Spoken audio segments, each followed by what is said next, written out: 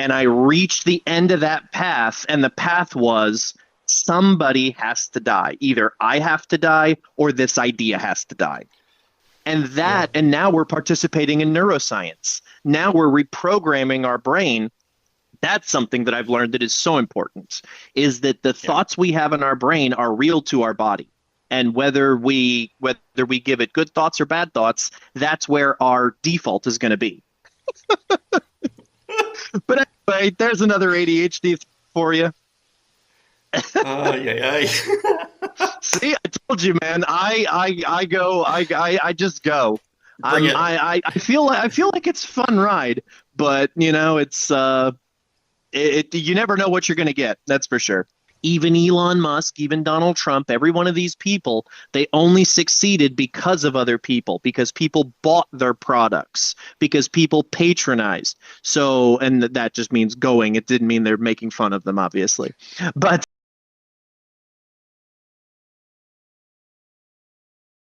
Cool. Well, I'm going to start with, I want to ask you about your rules that you put down. So okay, the rules that you live by. I just want to start yes, there because they're similar in a lot of ways to what I feel. But yeah, the way you've got them is a little different. So yeah, let's just start with exploring that. okay, So all right. So, what question? I mean, do you just want me to go over the rules? Do you want me to? Do you have oh, questions about them, or I can say what your first one is if you're happy for me to sure? just say them out. So Yeah, yeah, like definitely. your first rule is basically grow. Um, and you've got the best way to do this is to surround yourself with people who challenge you and give you new ideas. And the growth is about learning, adjusting, and doing things a bit better. So from that, I'm getting that you don't think of grow as in economic growth, like everything must get bigger Correct. and bigger and bigger and bigger. Which, Yeah. when I first saw that, I was like, that's where my mind goes. When I hear the word grow, I Interesting. hear economics because economics, it's all growth, growth, growth, growth, growth. Hmm. Whereas I see growth, I love the concept. I'm down with it. I just see it more as change. Yeah, let me expose let me expound then, because I believe this is the meaning of life. Quite frankly, Yep. everybody's always searching for the meaning of life. What's the meaning of life? Why are we here? I think that's what it is. We're supposed to grow as people. We were Mm. supposed to be growing every day. When we're children, we grow. You know, we learn not to poop in our pants. We learn to not wear diapers. We learn to be nice and not steal toys. We learn to say sorry when we make somebody feel bad. And then as we get older, we're told, okay, you can't be children anymore. It's time to be an adult.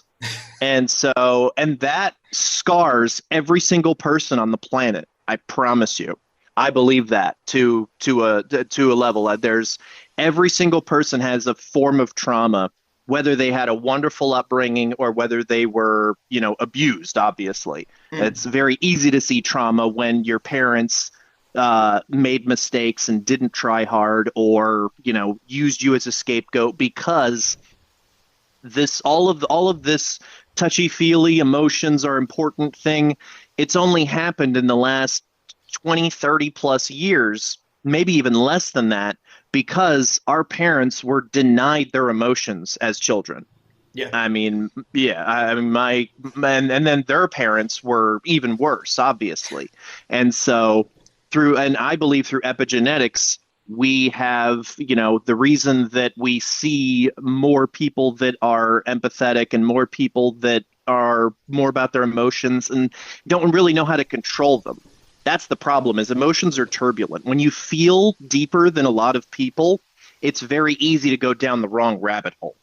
It's Yeah. very easy to go down the I'm a piece of shit rabbit hole, because Oh, you have yeah. you yeah, yeah, Yeah. because you have awareness, and I'm finding out that some people don't have that. Some people don't are not able to look at themselves and say, am I doing the right thing here? People don't ask that question. And that blows my mind. But it makes sense too when you see the way some people act. Yeah. Yeah. I like, there's something you said there about we don't know how to control our emotions. I I don't think we need to control our emotions. We need to fully Yes. experience our emotions so Yes. that we can control how we respond to them. Right. So every emotion is perfectly valid.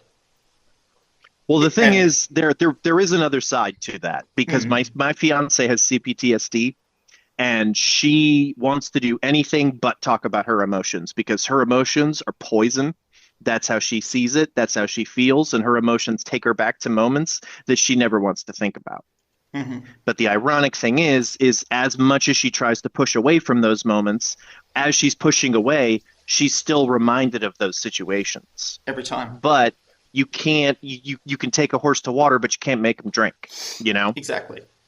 And Exactly. so, but yes, that is the trick is some people's emotions are dangerous because they haven't dealt with them because the majority of people, in my opinion, I Yeah. think so Oh, many people they're going around unregulated and sad yeah. and they just take it out on others.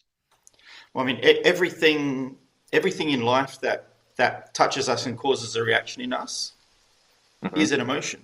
It's a trapped emotion Yeah. that we haven't dealt with at some level. And Yeah, some of them are exactly. scary, like your wife's are clearly very scary for her. And to face up and let those fully be and release takes a massive amount of courage. Massive Yeah. amount of courage. But on the smaller ones, still takes courage. But we can do that and we can let Hmm. them be.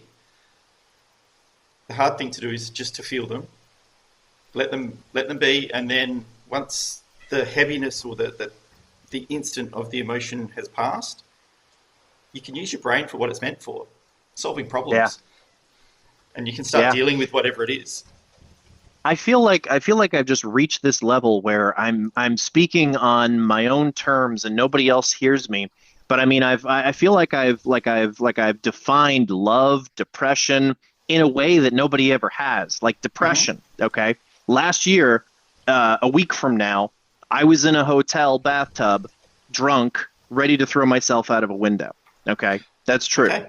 I was there. Yep. I was there. I remember it and I remember having that thought, and I've wrote poems about it and everything. But I reached out on Facebook, and I didn't think anybody was going to respond. People responded immediately, and I had a conversation for over an hour with a guy that I had barely ever talked to, and he was so genuine and what I've realized is and I posted this just the other day and I always have trouble being able to verbalize exactly what I want. So if I've said it right before, I want to say it like that.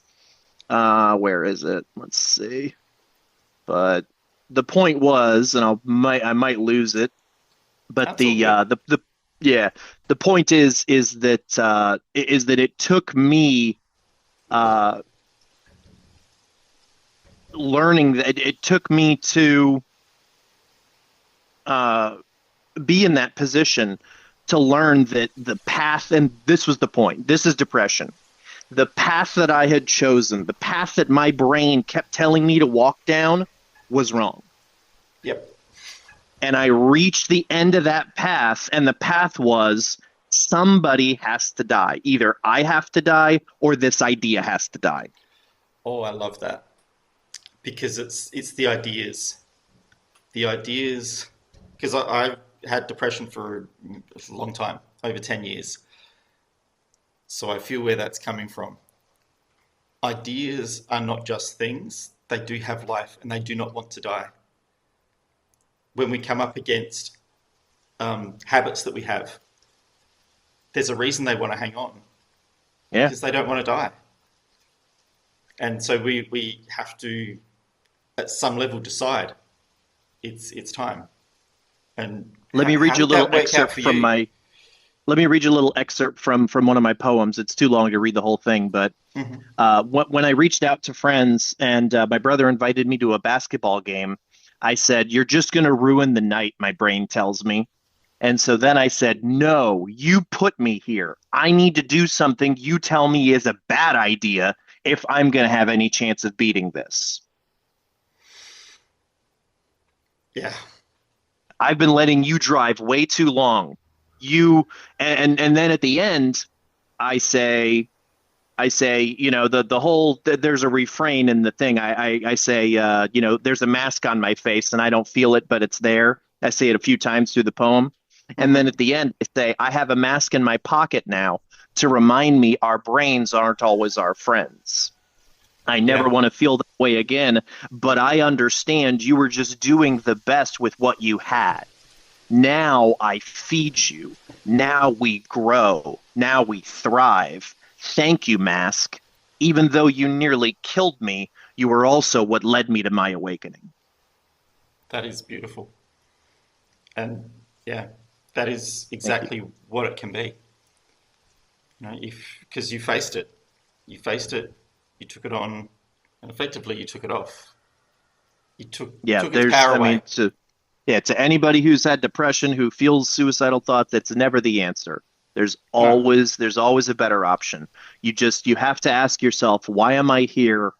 What can I do differently? And I've been there.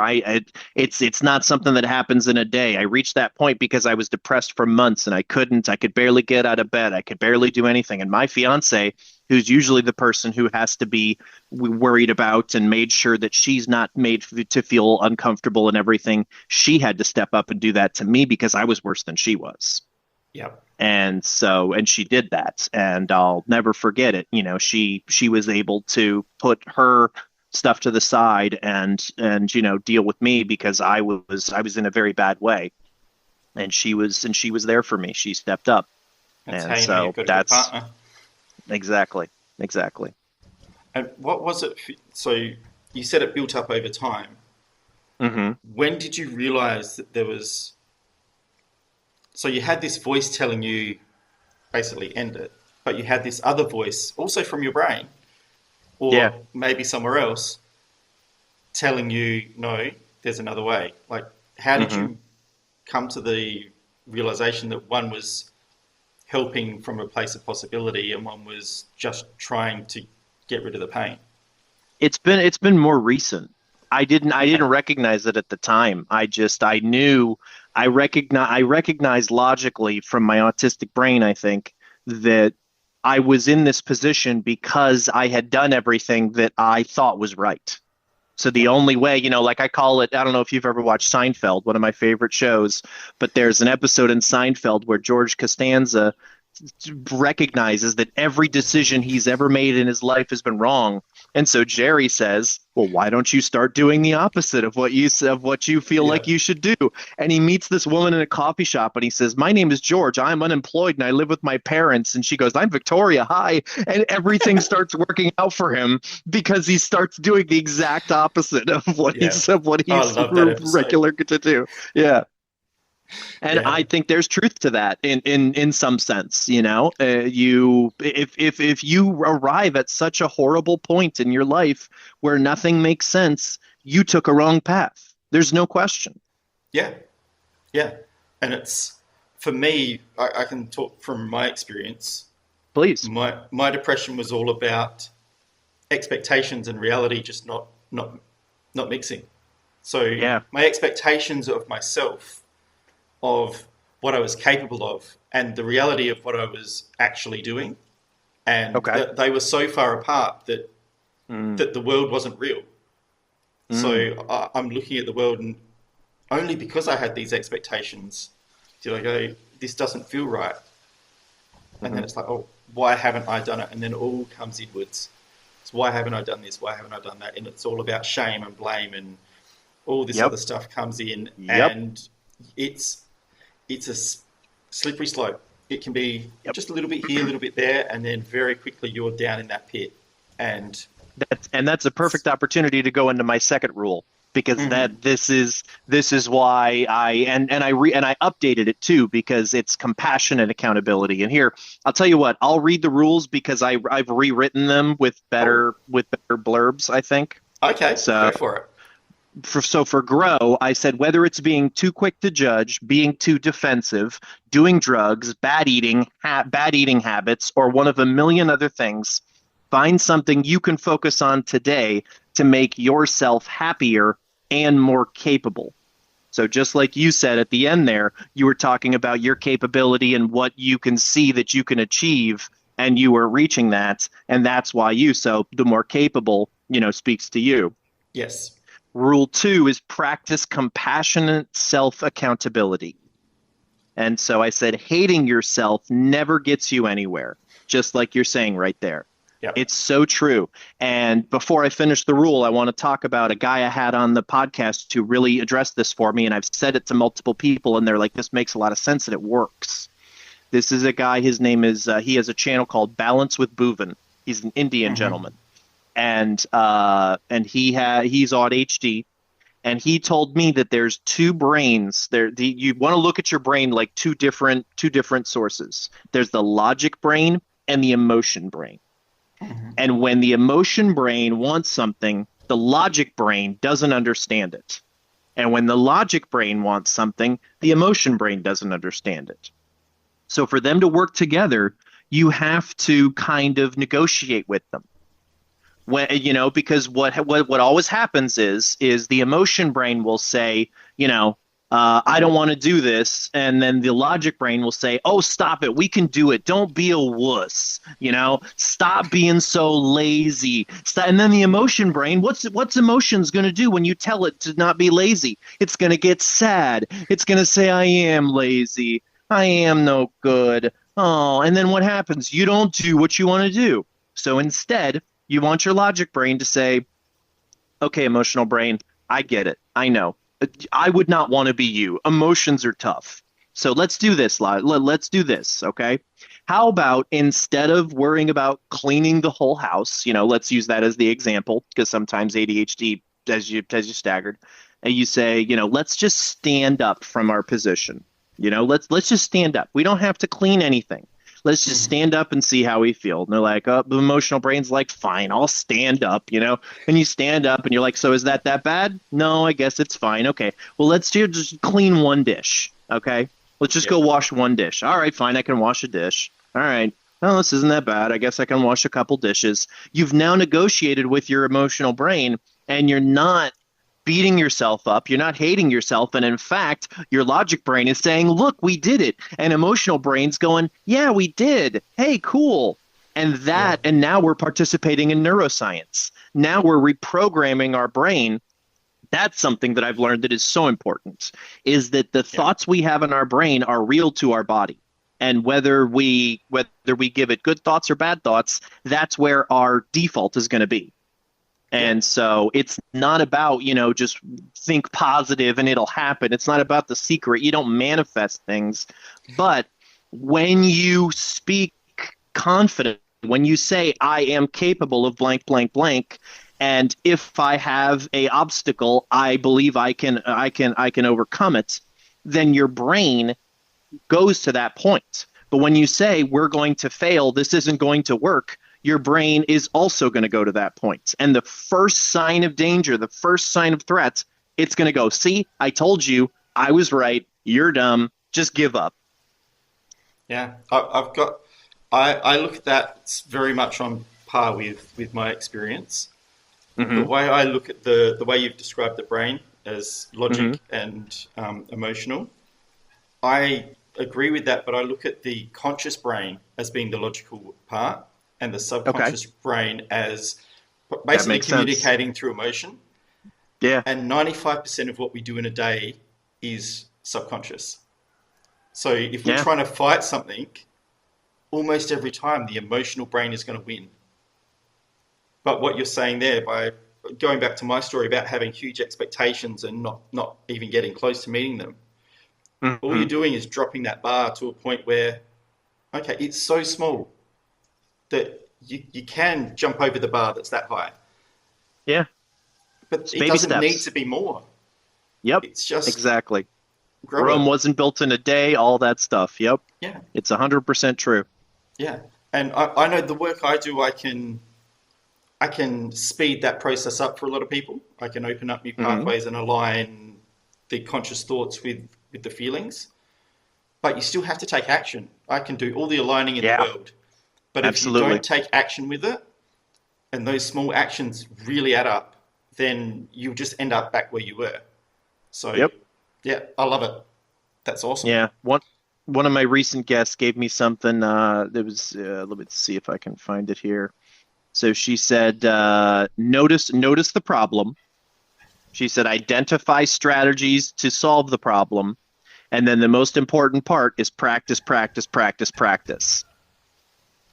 And Yeah, then become what you want, you yeah. know?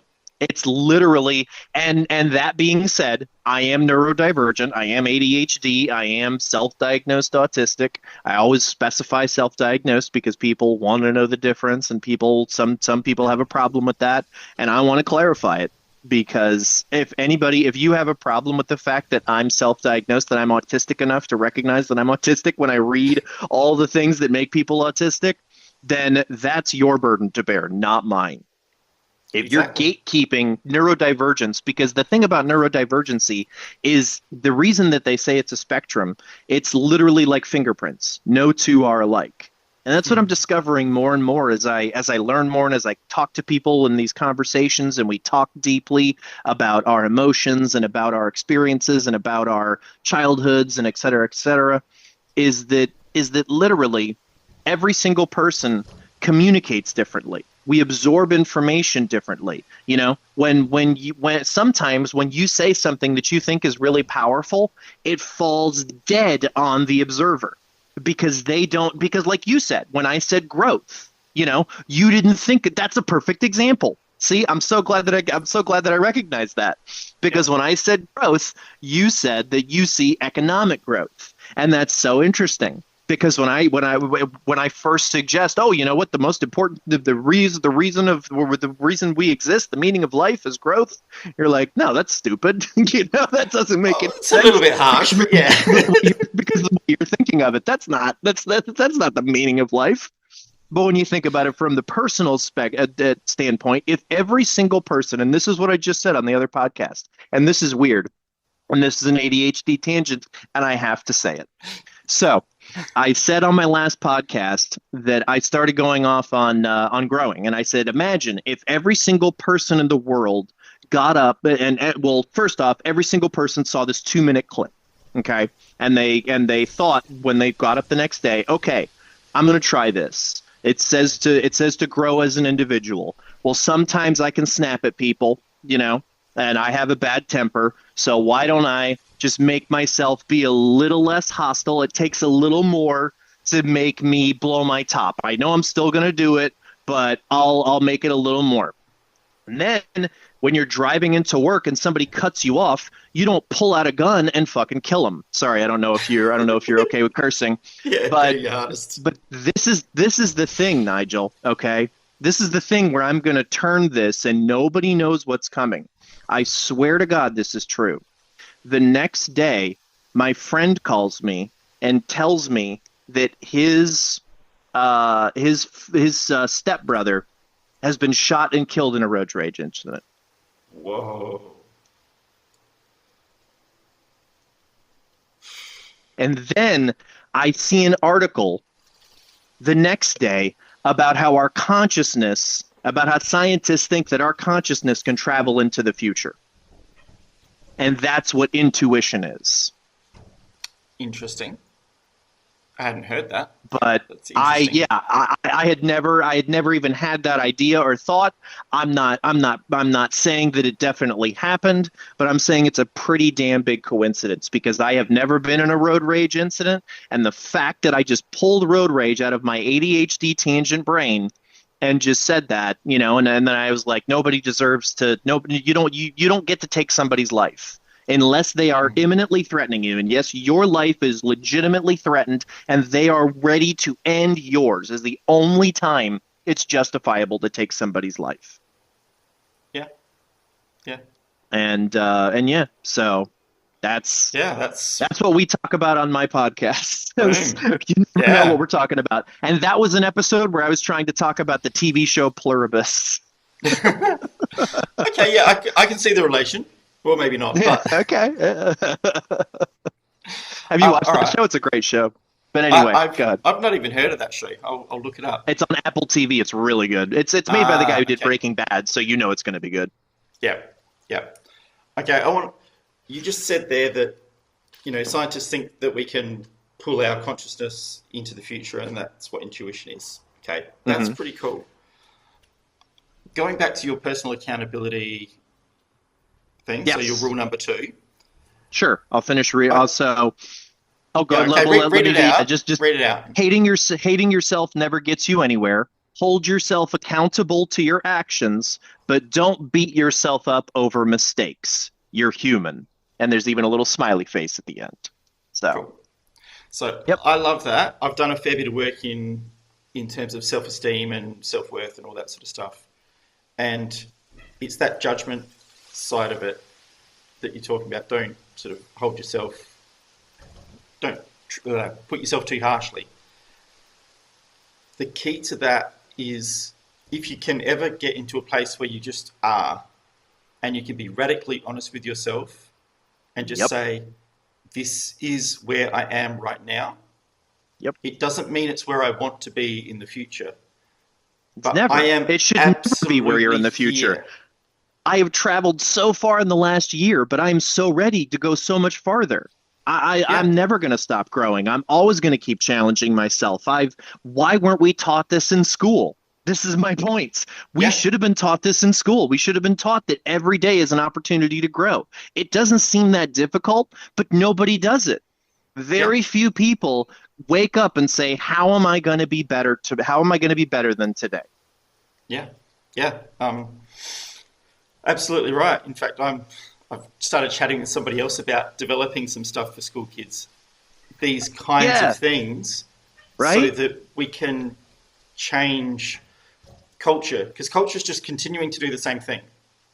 And unless you Mhm. change it at this level, at the level of kids and parents, because ideally both, but at least at the level of kids, to give them some skills, some really basic skills Yes, to, in emotions, in emotional quotient. We yeah, should teach emotions to children as much as we teach intelligence. I think emotions are more important than intelligence because intelligence has a cap, but emotions, if they're trained and if you learn them and understand them, unless you're a psychopath, which maybe that's the reason why we don't wanna just find the psychopaths. They're like, ma'am, I don't understand sadness, or whatever. Well, maybe we can stop find them early. But But anyway, there's another ADHD for you. oh, yeah, yeah. See, I told you, man. I just go. Bring it. I feel like it's a fun ride, but it's you never know what you're gonna get. That's for sure. I'm like I a box think, of chocolates, apparently. I mean, that's life. That's just Yeah, life in a exactly. nutshell. That Like is true. That is it is what true. it But is. sometimes you bite into a chocolate and it's like cement flavored. You're like, what the fuck? Yes, not everything is perfect in what we expect, but it is perfect for being what it is. Absolutely. If you're happy and you're not hurting anybody, you're doing it right. Yeah, That's all I'm saying. That's all that yeah, matters. I am taking up this mantle because I believe in it, because I think I can do it, to try to fix society, but I'm not telling anybody else out there, you have to fix society. You have to do this. All I'm saying is where could you be in a year if you just woke up every morning and said, am I the person I want to be? yeah. It's a And great question. and my contention and it covers everybody, because I would say if you say I'm exactly who I want to be, that's what you need to work on. Because your ego is too big, because everybody can improve. If you think you can't improve, come on my podcast and I will find a way to show you, to show the world, because you will not believe it, but everybody who watches the podcast will go, yeah, that person could definitely improve on that. God, there I was thinking I was absolutely perfect until just now. Damn it, I was so close. Well, you have that wonderful Australian accent. It's so charming and everything. That's something that I've always envied of a lot of Australians. You're so affable. You're just so approachable. You have this just joviality about you. It's It's life. you might as well have fun with Yeah, that. I know. I feel like Australia gets a lot of things that the U.S. gets wrong, right? I love the comedy of Jim Jeffries. I love his bit about gun control. I love his. I actually saw him live recently, just last year when he came to Florida here. But yeah, I love comedy, and I Jim Jeffries is a big one. And I love the Australian. I watch Australian and New Zealand Taskmaster. I don't know if you watch that. I don't know those, no. Who is Jeremy? What's his last name? He's really popular over in New Zealand, I think. Taskmaster. Ooh. Oh, that's not going to happen. Hang on one second. Taskmaster, New Zealand, Taskmaster, or is it Australia? Are Yeah, I you in don't think I've Aus? even Yeah, heard there of it the is. show. Oh, it's a really funny show. Is it recent? Because I've been in Brazil for It's a been little it's while been out now, for so. 6 seasons. Oh, It's okay. been out for 6 seasons. You said you're in Australia, right? Not New I'm from Zealand? Australia, but I'm in Brazil at the moment. Oh, you're in Brazil. Oh, I didn't Yeah. realize that. Yeah, I thought that it would be light outside if or it would be dark outside if you were in Australia. That is true. Yes, considerably so. Yep. All right, never mind. But yeah, there's a that yeah, I just that was a completely ADHD tangent just for the two of us. I'm not entertaining people anymore, so let's go back to it. It's all good, all good. Um, yeah, I think we've wrapped up the your rule number two, but Okay. I'll reiterate. I'll try and finish just in case I didn't finish before because I can't remember now. Sure. Fair Um, enough. that yeah, when we can get to a place of presence, of pure presence, there is no Hmm. judgment there. So when we're not thinking about the future, we're not thinking about the past, we are Hmm. just in a place where we are feeling grateful just for being. There's no thoughts necessarily. In Yeah. that space, there is no judgment. Yep. So if you can get there for even a moment, you can start, if you've got the judgment issues like I Yeah. had, you can start just squashing that, getting rid of it. Yep. But anyway, Yep. That's let's, basically what mine was too. It was judging me. It was telling me that, I wasn't good enough, that I needed to quiet down. And, if you think it would be interesting, I would read a poem, but it's go it's for up it. to you. Go But for it. okay. All right. Which one do you want to hear? Do you want to hear my neurodivergent experience, or do you want to hear my broken mask? My Mm, broken mask is much longer, so let's go with my neurodivergent experience. okay. Looks like you answered it for me. All right. So this gets emotional and deep, and this one isn't that long. So uh, I have to read this, and I have to use Yeah. inflection and everything. All right. Chaos, questions, confusion, passion. Feel a purpose burn inside you, yet you can't think clear enough to name it. Constant fights inside and out, regardless of intent or approach. Born in a world that despises truth, yet be so full of it you fear you'll burst. Frustration, fear, judgment. So I masked my brain's best attempt at protection from despair. I feel numb, empty, alone. Every interaction is poisoned as I worry, quote, don't be yourself. People don't like you. Hate grows. No one knows me or accepts me, but how can they when I mask?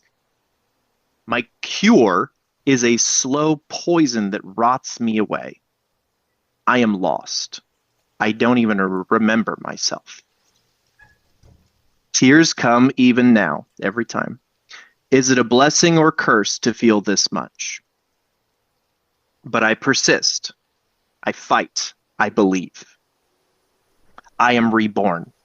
It was the truth all along that was my savior. The truth set me free. Still judged, but in a sick world, being judged and condemned only validates purpose. Life on hard mode, bring it on. I like a challenge. Even if the rules of the game change seemingly unfairly, I'm adaptable. I'm capable. I'm so much more than my weaknesses. I will not accept failure. I have the tools. I have the knowledge. I am right where I am supposed to be. Gratitude, hope, kindness, passion. This is my truth. This is the me society convinced me was wrong. And I will never stop growing beyond what I am today. I am proud, and I know I deserve to be. That is new, and it feels so fucking good.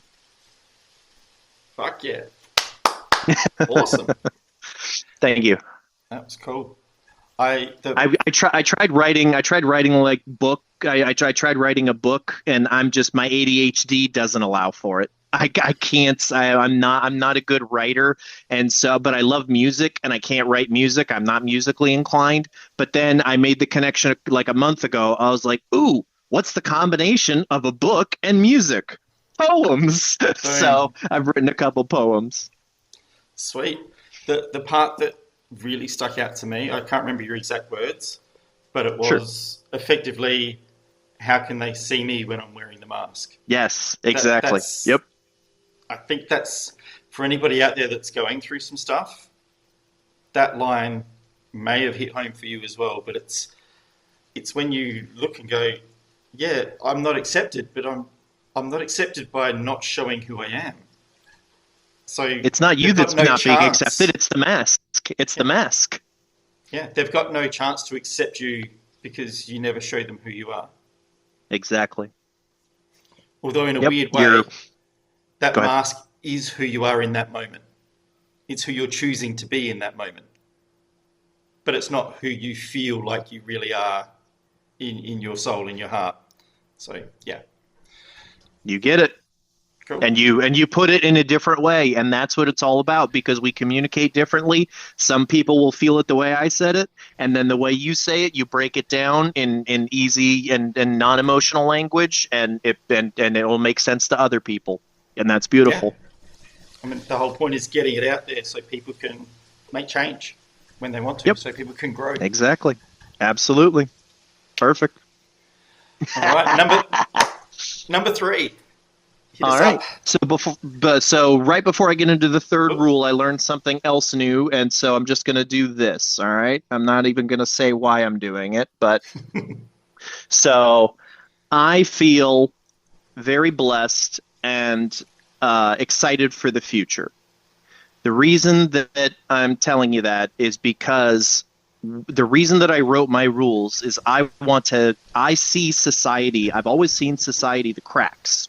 I see how it's built on lies and manipulation.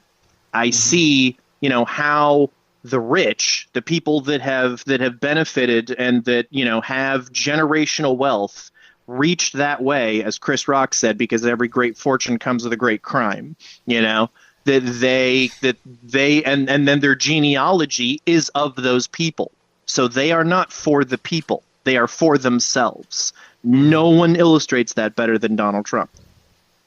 So the reason why I'm telling you this is because I believe that my rules, as short and as simple as they are, if they were taught to children, if we were taught this as children, things would not be this way. Yeah. And what I want from everybody is just to look at the rules and ask themselves, if I heard this as a child, or if my children heard this, or if Donald Trump heard this growing up, how would he feel as a person right now with the things he does? All the people that go out there and hurt people, and I have a rule to cover that, which is coming up, which is rule number 4, and that's why I created that. But what I want from everybody, if you feel something from this, if my rules speak to you, come and listen to my podcast, because this is a journey. I'm going on a new journey. I don't know where I'm going to end up, but I'm so this is the best journey I've ever taken, and I want to bring everybody I can along for the ride. Yeah. So, look me up on Spotify, share, follow, whatever, and obviously, Nigel, for bringing me on. It's so appreciated. And all I want to do is just, I've said this before on my podcast, but nobody's ever going to hear it. So if I was making Joe Rogan money, if I could get to that level of, where I have millions of people listening to me and I make like $40,000, $50,000 a month, I would give over half of that to charity every month. I don't need that much money. I don't ever want that much money. And Yeah. I'm saying that on recording to be held to it later. Cool. Perfect. And so it's not about money. It's not about fame. It's about having answers and getting in front of people so that they can hear them. Perfect. And yeah, all of the information will be down below, by the way. So anyone that's watching that didn't catch all that, it'll all be written down below. There you go. Yeah. Awesome. All right, so now we can get back to rule 3. Rule 3. So that was something that I learned on my new podcast, In a Better Way to Converse, and that's something I struggle with, is communication in a way that people can digest it. And so she taught me a method and that's what I just did there was use that method to communicate that message so that people would understand me outside of my ADHD ramblings and tangents. That's so perfect. that was my growth for that day. So bring it on. And this is my growth for today, because I put that method into what? Into practice. See? You practice what you preach. And that's going to be in here too. So, rule 3. Labels do not define a person. Actions do. I think this is the most important rule in the bunch, because this applies to so many things. Race, gender, sexual preference, political affiliation, neurotype, whether you like the NFL or soccer, football, it doesn't matter. These are simply pieces of a puzzle. It's their actions that show you who they are. Okay. Yes. And I'm going to give you a perfect example of this. In my most recent podcast that I haven't released yet, I brought on 2 gentlemen. One's from the UK and one's from the US. They're both neurodivergent. The gentleman from the UK has written books. And I told him this on the podcast, so this is not disrespectful. He understood, and it's important to speak from the heart. If you see him and if you have a short conversation with him, you would think that he got away from his caregiver. Okay. Do you understand what I mean by that? He doesn't seem like he would be a person with these kind of thoughts. Mm-hmm. But his Rolodex of information, the way he can call back. We were talking about RFK Jr. and the threat that he is to America. We only talked about it for like 15 minutes because it's my podcast and we bounced around, obviously. But we talked about autism. But it was great. But the point is that this gentleman, when I go off on my diatribe and he says yes, and here's something about RFK, he kept bringing it back to RFK because that's what the podcast was for. And the way he hits it is just he lists all the people. He says when RFK was working for this person and he wrote this stuff, he has every single thing with it. So he lives in the UK. He's not even affected by RFK Jr. But he does all this RFK Jr. material because of his autism, because he respects truth and he respects data and he respects when things match up. And the fact that RFK Jr. is so far apart from what he says he is offended by this man and by the way he does things. Did you know RFK Jr. cheated on his three wives more than 30 times? No, I looked it up. I it's don't true. know a lot about RFK Jr. at all. So it's awful. He's the head of Health and Human Services in America, appointed by Donald Trump, and he's an anti-vaxxer. He says he's not against vaccines, but he says he's for safe vaccines, and none of the vaccines we take are safe. And they try to say all the bullshit and et cetera, et cetera. So now I'm getting into a territory where I would need those gentlemen to continue that thread. So that's why I bring people on the podcast and we talk about different things. And so, I have the point where I reach it when I'm not talking about emotions and I'm not talking about those things. But getting back to it, please, you go ahead and now go over the rule 3 if you have anything to add to it, Nigel, as I take over your show. I apologize. No, you're all good. If I had more knowledge of RFK Jr., I'd happily go down that road. But all I can say as an addition to that is it's all about definitions. What does RFK Jr. define as safe? Yep. That might be Because They people, made the claim. They made the claim that taking Tylenol in pregnancy was what was causing autism. Did you see that? no, I didn't see that. Yeah, they made that claim. Then they said. Then they walked it back a month later because they said, "Oh, we couldn't find the proof." Then why did you make the claim? That's not how it works. You don't just say, "Oh yeah, this is what works. Let's prove it now." No, you prove it, and then that's why you say it's how it works. But from an outsider's point of view, so again, I'm not Sure. involved in American Go ahead. politics or anything like that. But Absolutely. from an outsider's point of view, the person running your country Oh yeah. does that's every moment of the day. It's Yeah, say I what know. they want to happen and then have Yep. to kind of justify it after. So, Yep. like, again, I don't know everything. So some people may Oh not no. like what I Yeah, have to no. say, but And I don't want to talk politics. I hate politics. yeah, So it's yeah, good. But yeah, it's about definitions, and most people want to be truthful, but their I idea mean, of they want to be truth, truthful to the level they understand truth, I would exactly, say. Yeah, exactly, yeah. because nobody thinks they're a bad person that much. Right. Everybody thinks that they're doing the right thing. And that's another perfect lead into Rule 4. Thank you, sir. Cool. So Cool, we'll but go we need into to do Rule rule 4. 3 first. No, we Which did Rule 3. did we? Rule 3 was labels do not define a person, actions do. Oh yeah, so it was. Cool. Yeah. I'm out of the zone. No worries.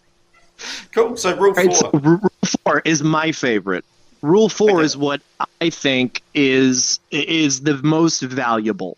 Okay, I think number 3 is the one that people can learn the most from in today's society because, and I'm going to jump back to that for a moment because we haven't race, gender, sexual preference. We always want to think differently of people. Okay, I know I've known trans people who are wonderful people, who are people who don't identify with a gender, people who obviously different races, black people, Spanish people, Asian people. I've known people that are great. I've also known people that are assholes. I've also known white men that are assholes. I've also known white men that are good people. Okay. What's the key? What is the common thread? Is that any person can be an asshole, but just because you meet someone who's an asshole who shares these characteristics doesn't make every single one of those people an asshole. That's what Rule 3 means. Yeah, couldn't have But said it it takes better too long to myself. write that down. So, all right. So, So you do you should have change anything rule to add to that? 3. Change rule 3 to everyone can be an asshole. Yeah, but I have to say it in a way that I'll take that. It's possible. I try to say it to where people understand it, but I feel like the way I communicate when I say something, I mean it 100%, but people only take it at 15% because People they're take it at taught to whatever not level. trust. They're taught to not trust people and think that people are full of shit. Because it's usually our lived experience that they are. I know, At some level. and that's what I'm trying to change. That's what, and I'm not going to change that in my lifetime. But maybe I can take the first step, just like you said in the beginning. Yeah, I think it's like any really powerful why. It probably goes beyond your life, Yeah. but it doesn't mean it's not worth doing. Yep. Nope. Absolutely. Cool. So Rule 4, one that's going to really help us get there. Distance yourself from violent, selfish, ignorant people and take nothing they say to heart. So this has been one of the ones that's been most updated. So I say, some people just want to watch the world burn. So now we have a very recognizable quote from The Dark Knight from Heath Ledger. Well, about Heath Ledger. Yes. So it resonates and brings the Joker into everybody's mind. These people will say anything and do anything to protect their fragile ego. Once you identify them as one of these 3 things, their opinion no longer matters because it will be from a viewpoint of violence, ignorance, and or selfishness. Yeah. Yep. That goes And for parents. That goes for bullies. That goes for just anybody, just strangers, any single person. yep, Goes my for people insight. driving too fast, driving dangerously. Anybody. Go ahead. I'm sorry. No, you're all good. My insight on that, so my pickup from that is people that usually do those things are seeking to control others with that behavior. Usually. The selfish one, Yeah. maybe less so, but there's I'd always say a the selfish level one of most of control. all. Most of all. Violence is incredibly egotistical, and it only satisfies you. Hmm. Yeah. Oh, doesn't even really do that at its heart. Well, It just I breaks you mean, more. But for some people, and I'm not saying that people shouldn't do UFC. I'm not saying people shouldn't box. I'm not saying people shouldn't fight if they want to fight. You're more than, and that's a good thing. Some people, I mean, like, what would have happened to the people around Mike Tyson if he hadn't gotten his frustration out in boxing? You know, I mean, Mike Tyson would have been a dangerous criminal. Let's yeah, call it what it is, not because he's a black man, but because of how he grew up, because of his history, because of where he grew up and the dangers and how most of people growing up in that area have to go through life. And yeah. he was a Well, very angry man, and he took his anger out in boxing. And yeah. he's yeah, that's It's a fine. We it could was just a end that. channel for his emotion. So yes, Yeah, that yeah, but a positive channel where it's not people hurting people that haven't signed up for it. So everybody's yeah, on board. Everybody's freely accepted the contract, the social contract of it. Whereas yeah. And violence almost every outside of time, that is different. yeah, exactly. Yeah, exactly. That's a perfect way of saying it. I completely agree. And I was going to say every time that somebody is violent or selfish, they're usually being ignorant. Yes, at one level or another. Yeah. But you can just be ignorant without being selfish or violent. This is very true. Yep. Very, very true. So that's why I specified violent, ignorant, selfish. I think that covers everything because if you're racist, you're ignorant. If you're always trying to get into fights, you're violent. If you're driving around like a crazy person, you're selfish, ignorant, and violent. Mhm. I would update your ignorant because ignorance comes in two forms. You can have an Okay. ignorant of just not knowing, like you don't know that Sure. you don't know it, and then you can have True, true. a like a determined like Isn't aware yet. Isn't aware yet. But yeah, that's what I mean. And I like that you made that distinction, but that's the point, is that ignorant people choose to stay ignorant. yes.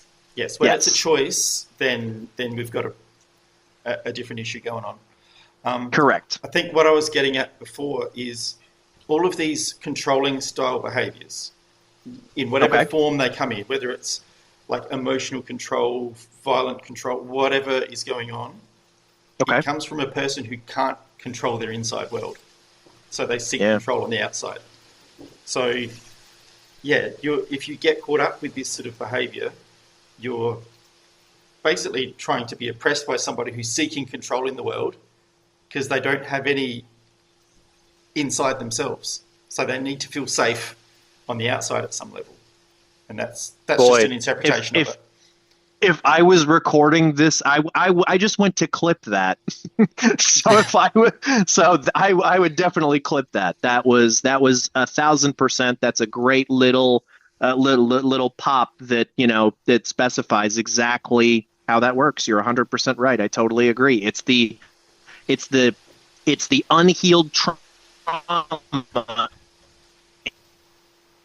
inside them that makes them violent. Don't attack them. Don't give them any fuel, because what's going to happen to violent, ignorant, and selfish people if everybody's just like, I don't want anything to do with you? They're going to go, well, no, everybody I know is just assholes. Why won't this person? Because the only friends you have are violent, ignorant, selfish people. Because everybody's distancing themselves from you, and there's a reason that most people don't want anything to do with you. is because you're violent, ignorant, or selfish. And if we were taught this in school, there would still be violent, ignorant, selfish people, but you could literally say to somebody, hey man, you're kind of acting like a violent, ignorant, selfish person right now. You're going to be rule 4. Do you want me to have to ignore you? You know, it's like almost like a benchmark. Yeah. And I love, because weirdly enough, this is touching back to rule 3, because of the limits of language, we need to use labels to kind of define what things are. True.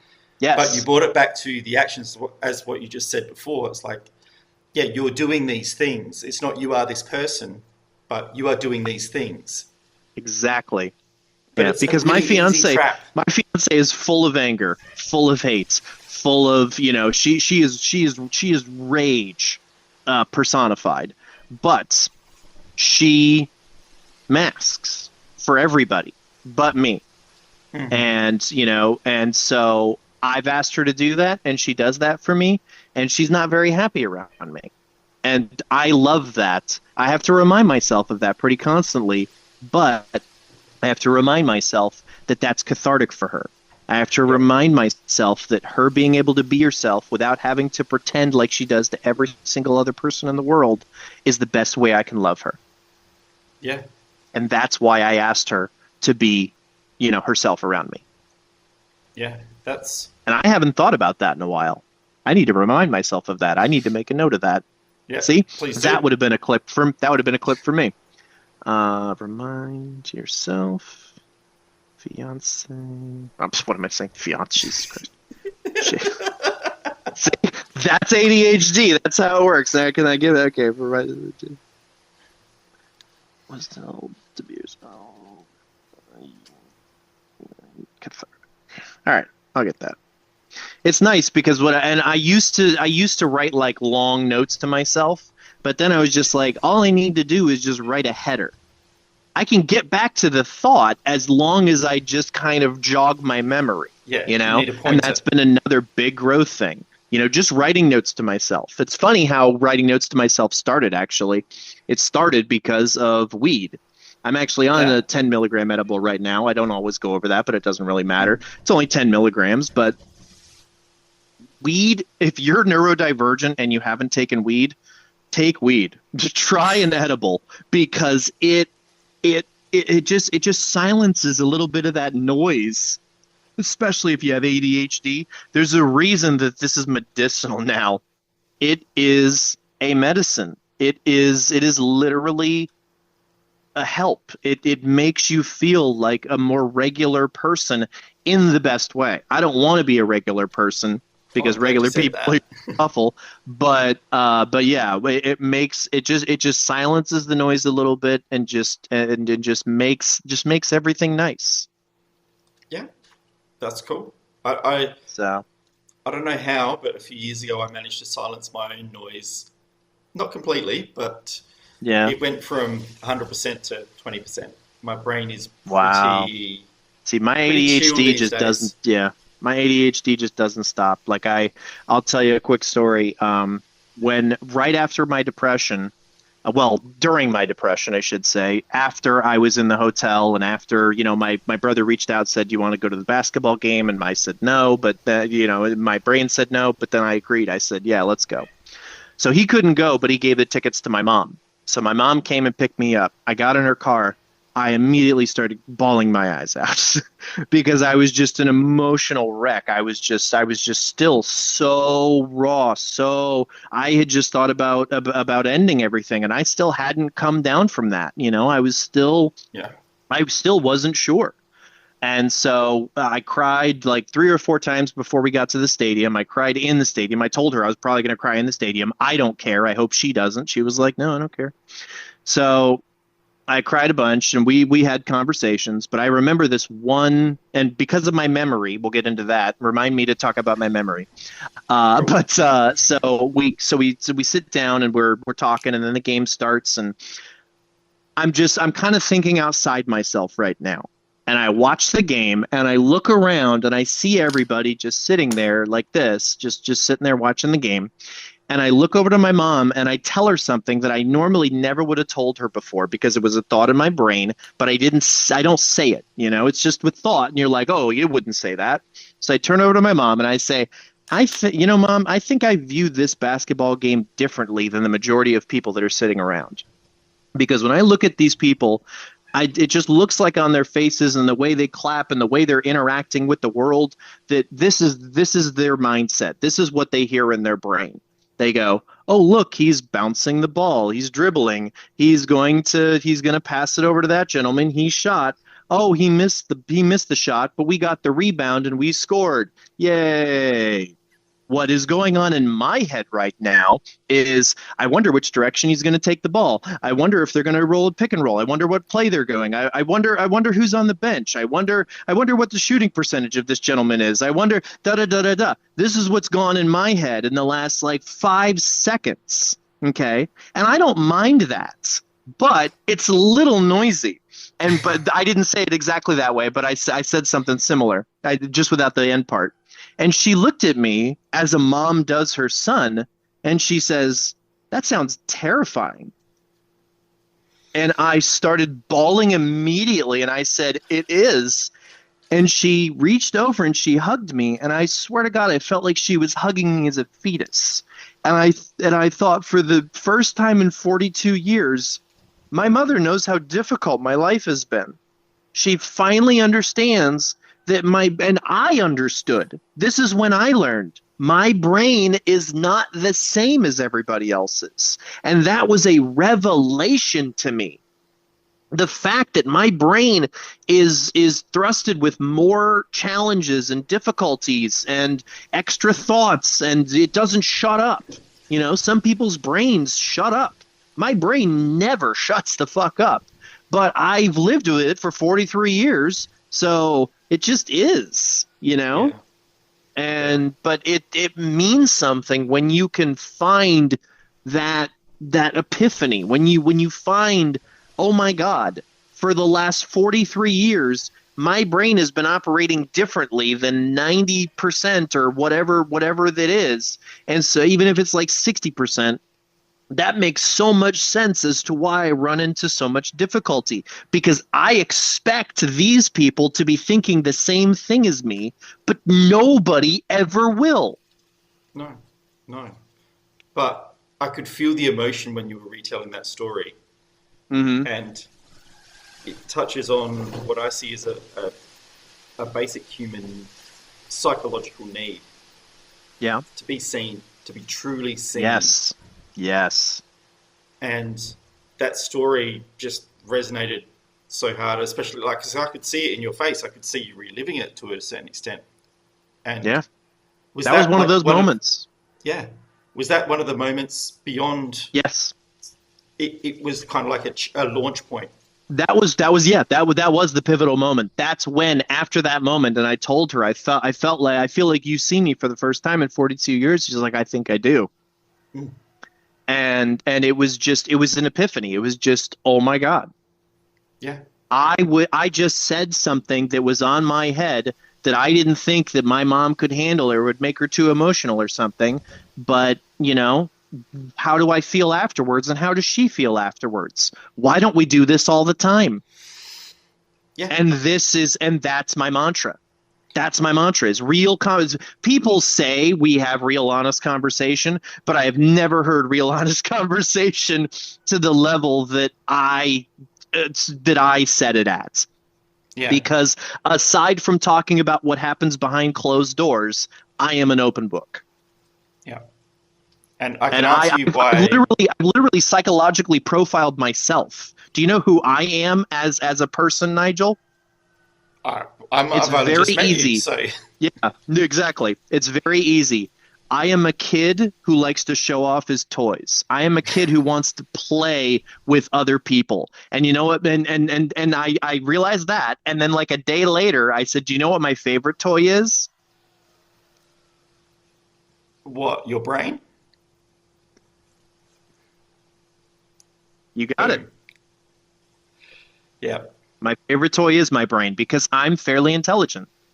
but I've never found a place to cultivate that because I'm not book smart.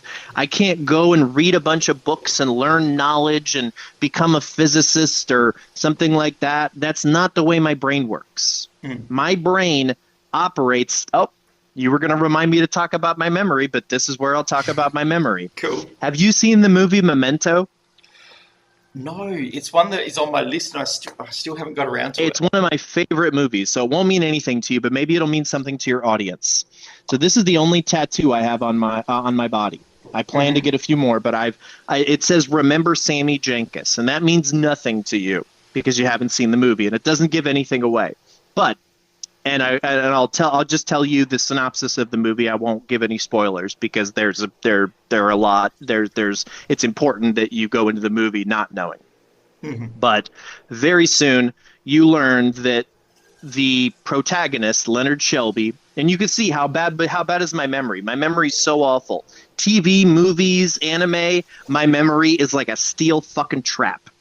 I can't control that. I can't control what I've memorized. I just love TV. I love movies. They're my hyper focus, and I will talk about them till the cows come home. I know we won't talk about them because I can see they don't mean the same thing to you, and that's perfectly fine because we all have different interests. And so, but that's my interest. I adore great TV, great movies because it teaches me things through my life. It's taught me important things. Anyway, getting back to it. So we were talking about shit. I don't remember. Where were we? What was it? And the way your yes, Memento. Yes. My tattoo. See how quickly that goes? So we were talking about Memento. So Leonard Shelby is a gentleman who his home got robbed, and his wife was assaulted and murdered. He got hit in the head, and so now he has a traumatic brain injury. And the way this brain injury manifests is every 10 or 15 minutes, he'll kind of lose his train of thought and he'll forget what's happened. And all he can remember up to that point is the last thing he remembers is his wife dying. Every time he wakes up in the next 10 to 15 minutes he lives his life, he wakes up and his wife is dying, and he has to remind himself that he is trying to track down her killer. Whoa. It's a crazy movie. So that's the synopsis. And you know who did it is Christopher Nolan before he was Hollywood's darling. And so I recommend to every single person out there, it doesn't matter if you love movies or you just enjoy being entertained, watch Memento because it is one of the best movies ever made. Awesome. But that reminds you of how your memory works. Like correct. Yes. Some things just fall out and they're gone. Over the last couple of years, I've felt more like Leonard Shelby. I live in increments in my life. Like last night, I was at the. Do you remember how I said that my friend's brother-in-law got shot? Last night, I was at his sister's house, and we were. I was there for him. And I was there for the family, just giving them hugs and just sharing a few of my just trying to interject anything I could to benefit the situation. And I feel like I did because in the last hour or so we were just sitting on his on the flatbed of his truck, whatever you call that thing, the latch or whatever, and we were just sitting there talking, and she started talking about stories about him and everything. And she said multiple times, "This is the widow. This is the widow of the man who died." She said multiple times, "I really love this." When it was just me, her brother, and I barely know her to be honest, But I have so much empathy in my heart that when I know somebody and that they're going through something, and if I think that I can affect that situation, I want to be there and do whatever I can because I've been through extreme freaking trauma. I've never said that before, but I believe that's the case. The more I read about it, the more, being autistic and having to change yourself, it mirrors trauma. There is extreme trauma there. And that's why I was so depressed. And that's why I almost wasn't here. and it was the best decision I ever made. And that's why, I wrote that poem, and I have another poem that's longer that tells the whole story. You know what? I feel like reading that now. You like my poems, so why not? I like your Unless you've got poems. something. How about Have you got something? let's read it, but not just now. You want to go back to Let's the rules, or let's go back to the rules for a little bit. We will read your poem, okay? but I think we'll do it a bit later. See, now you get what you need to corral me. Just tell me where you want me to Yeah, go, and that's where that's I'll cool. go. No. We're all fine. We're all fine. I do I, want to hear it, but I want to keep going a little bit I, further. I get it. No So worries. All right. So let's rule five. rule five. Yeah. Rule five is be the change you want to see in the world. Hmm. And I've sharpened this up too, and I really like the definition in this one. If you want to claim the world has issues, you can't be guilty of those same issues you preach against. Preach or practice what you preach, or don't preach at all. And that goes out to every single one of the extremists, because extremists on both sides, right and left, now we're talking about politics again, but we're also talking about the violent, ignorant, selfish people. We're also talking about anybody who says these people are a problem. Okay, well, how are you not a problem? Illustrate to me how you are not a problem in any way, shape, or form. Your hate for them is already a problem, so you fucking can't. Because they do not control your life. Because this is another thing that I found out that I believe. I think this is the root of all philosophy, what I'm just about to say. Because you talk about philosophy. Philosophy is just a few words said in a way that makes you think about life. Okay? Right? Mm-hmm. Yep. And so you talk about philosophy, you talk about, why are we here, et cetera, et cetera. And I say the only thing we can control in this life is the very next second. Yeah. That's life is only ever happening right now. Exactly. So I mean, we're choosing to stay on this podcast, but right now I could strip naked and dance around. I have that ability. I choose not to, but we do have more control and choice than we pretend we do. Yes. Some of us have been in a birdcage of our own making so long that we don't realize the door's open. Oh, I love that. Give me that again. That's going down. Some of us, go ahead. Some of us have been living in a birdcage of our own thoughts for so long we don't realize the door is open. In a birdcage of our own thoughts. Sorry, listeners. He's probably masterfully edited this. Some of us have been listening in a birdcage of our own thoughts. What's the end of it? That we don't realize the door is already open. We don't realize the door is on. God, that is so good, dude. The door is already open. I love that. That's going in my podcast. That might be a rule. That you might have just made another rule. Thank you very much.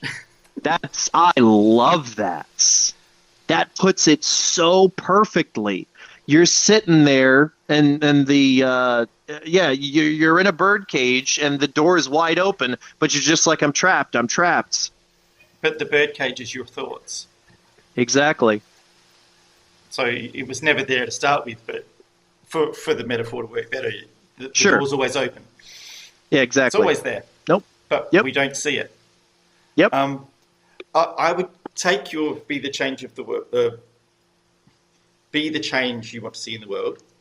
And you put it at the extreme ends. I put it on everybody. Every single motherfucking person. 1,000%. Yeah.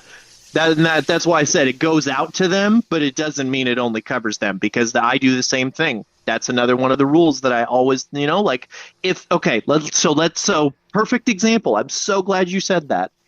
Why did I go to my best friend's sister's house last night and give her hugs and to joke with her kids and, do this?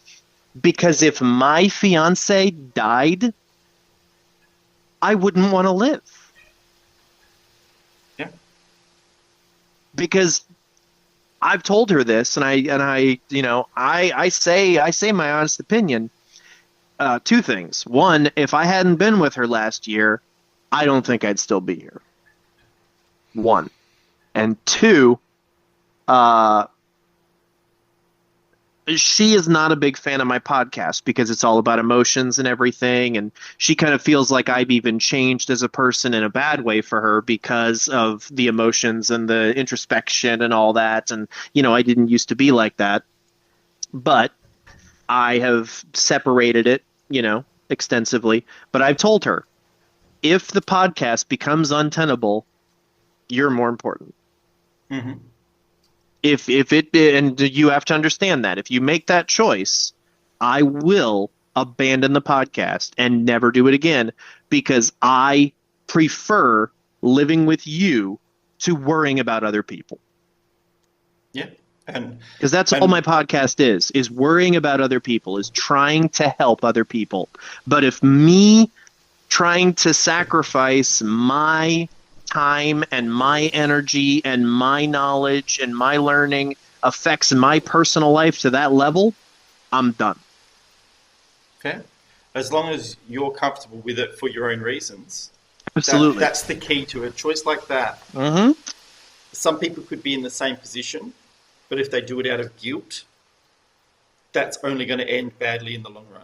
Correct. Yep. I If totally they agree. do it from a place of love, it's very different. But Yep. they can be very hard to. They feel similar, so they can That be is very true. hard to pull apart sometimes That in is the true. moment. I But can I can I can read you a poem about love too. I wrote that, and it won't oh, be anything you've ever heard before. okay, all right, shoot that one out. That timing's good. Let's go. Oh, okay. All right. All right. Well, let's read the poem about love then. Alrighty. Love is not easy, despite what greeting cards and some books and songs tell you. Love is what you're willing to forgive.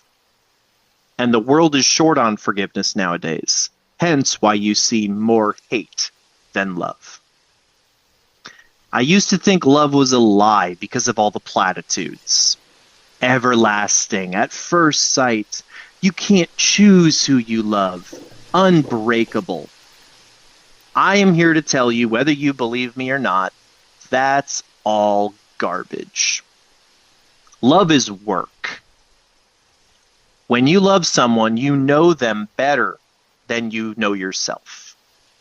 You would rather suffer for days than see them suffer for minutes. Love is knowing you're right, but holding your tongue, because being right isn't worth hurting your loved one. Love is honesty. If you aren't honest with the people you love, you don't love them more than you love yourself. Love is putting someone above you, and many people seem to be incapable of that, which is why I believe you don't find success in love. If you want love in your life, honest, real, beautiful devotion, you have to be willing to leave your ego at the door and share yourself with the person you choose. Because there are no soulmates, at least in my book. I used to believe the woman I love was my soulmate, but that's just another literary lie. She is my chosen one. I choose her above all others because of everything she is, warts and all. If you want love, real love, it's quite simple. Can you love a person more than yourself? Not just say the words, but actually show it. Because anyone can say words, but actions and choices speak louder.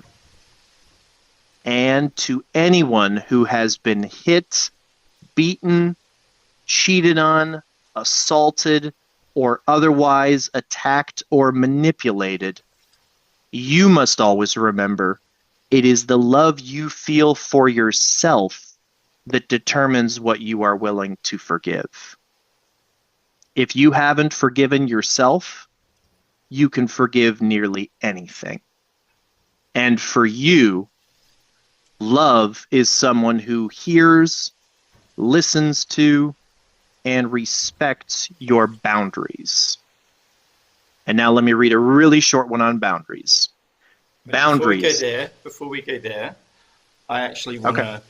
want to jump Sure. in because Okay. I love the general gist of what you're saying in a lot of ways. The part that doesn't vibe for me so much Is is not loving speaking up. someone is loving somebody more than yourself.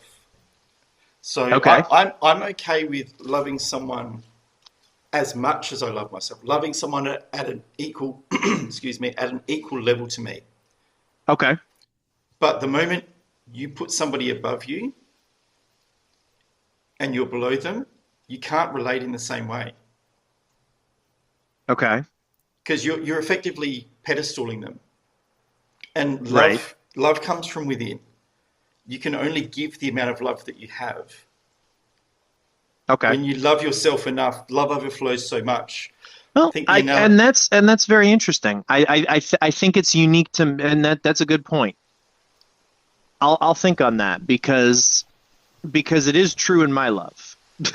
Because I absorb more of her love and give back more love than she can take, hmm, I think.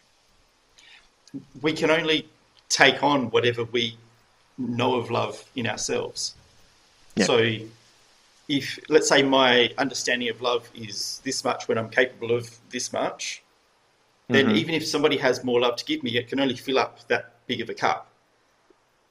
Yeah, that makes And sense. if my cup is this big and it's constantly overflowing with love, what am I going to do with it? I'm going to share it to everybody around me. True. And if But I love, what I think is if you do treat the person, because I think she feels the same way. And again, that's why, the last couple words in the last couple sentences about people that, don't forgive themselves. That's yes, why that's the danger. And so I yes, noticed as I was writing that I needed to clarify that because it needs to go both ways, and that's why I did the one on boundaries. But yes, the it's you make a good point, and so I don't think it's necessary, but I do think that I yeah, maybe it's literary. I don't know.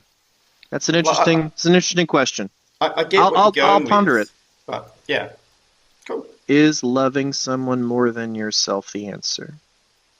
I like it. Yeah, You're I'll making me just think. This is what cool, this is what I'm about. cool.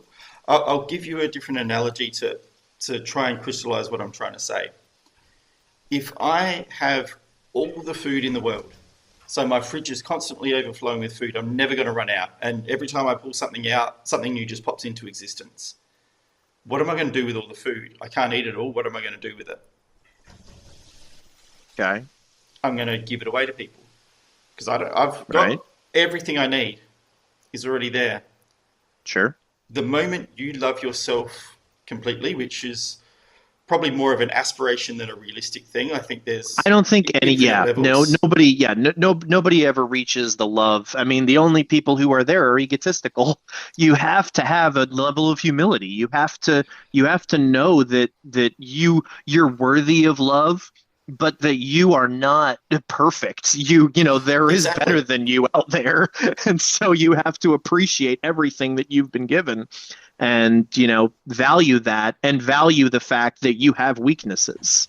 If you Yes, don't but think you have any weaknesses, then I was answering. I don't remember why. that's okay. But Go ahead. well, in the same way that you love your partner with her weaknesses, that's part of who she Right. is, and you love her completely. Yes.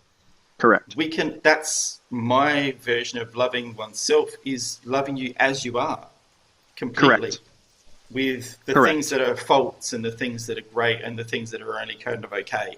It's all part of Correct. it, and there's nothing stopping you loving it. It doesn't mean that's the limit. It doesn't mean you don't go back to the number Correct. one rule and grow. Correct. So that's my version of that. But Yep. yeah, I'm happy it's at least got you thinking. So No, definitely. No, I appreciate that. And throw more of that out there. And I've said this on my podcast, and this is a perfect example of how I practice what I preach, and I am not just saying words. I want people to come on my podcast and challenge my thoughts. If you see something that doesn't make sense, please challenge me because I am not the end all be all. I am not trying Same. to champion this cause. I'm just trying to start a conversation. I'm just Uh, trying to add into any conversation where people like yourself, who seemingly can see emotions deeper than I ever will, because all I see is the surface. You see things underneath it as well. I can't see what will push people away or what will come across people on the wrong side.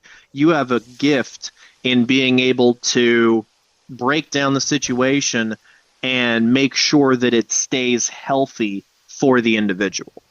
And that's cool. that's that's a very special gift, and you're sharing that gift. Thank you. I don't think I've ever looked at myself like that. So thank you. I appreciate it. I'm loving the conversation because it's you have a different way of speaking and thinking, but our thoughts aren't that dissimilar. We just have Right. different language and a different way that we've come from to get there.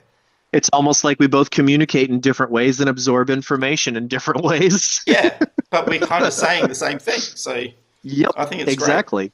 Yep. All right, if your one on boundaries is short, whack that in. Let's go. Yeah, it is short. All right, so boundaries. So I want to read the end of the love because it was why I had to write boundaries, or I had already written boundaries. But so if you haven't forgiven yourself, you can forgive nearly anything. And for you, love is someone who hears, listens to, and respects your boundaries. So before we go into boundaries, I just want to comment on how important that is because of people that have suffered trauma, people that are, neurodivergent, people that struggle with self-love, people that struggle loving themselves. People will take advantage of that. Don't let Constantly. them. Don't let them. This is where boundaries come in. Boundaries. Nothing is more important. Boundaries protect your known or unknown traumas, your pride, your peace, and your fears. Remind me to get back to that, Nigel. Mhm. Boundaries are like fingerprints. No two are alike. Just like I've said on the other things. Our boundaries reflect our minds, our experiences, and our dreams. Boundaries, though, like everything else in life, require balance. If your boundaries are too strong, no one can ever know you, mask, and you will feel alone, bitter, and hateful. If your boundaries are too weak, you will be used, manipulated, and easy to forgive others. Your boundaries decide your future, your fate, and your love. Choose wisely. Yeah, That's my favorite one. I like yeah, that. that's pretty cool. Yeah, because Yeah, it's so short and it says a lot. I think that one's really I think that one can really help some people potentially. yeah, I If think people so. really say, "Are do my boundaries meet that? Am I in the middle, or am I too soft? Am I too hard?" You know, or do people just? I don't think anybody listening to this podcast would go, "Oh, this is stupid," because obviously they're in touch with their emotions. My podcast is to try to reach people that aren't in touch with their emotions and get them to see the benefit of it. Yeah. Well, I can say when I was young, I was not in touch with my emotions. I had to learn all No, this from scratch. definitely not. Oh, no, no, no, no, no. No, I had no idea.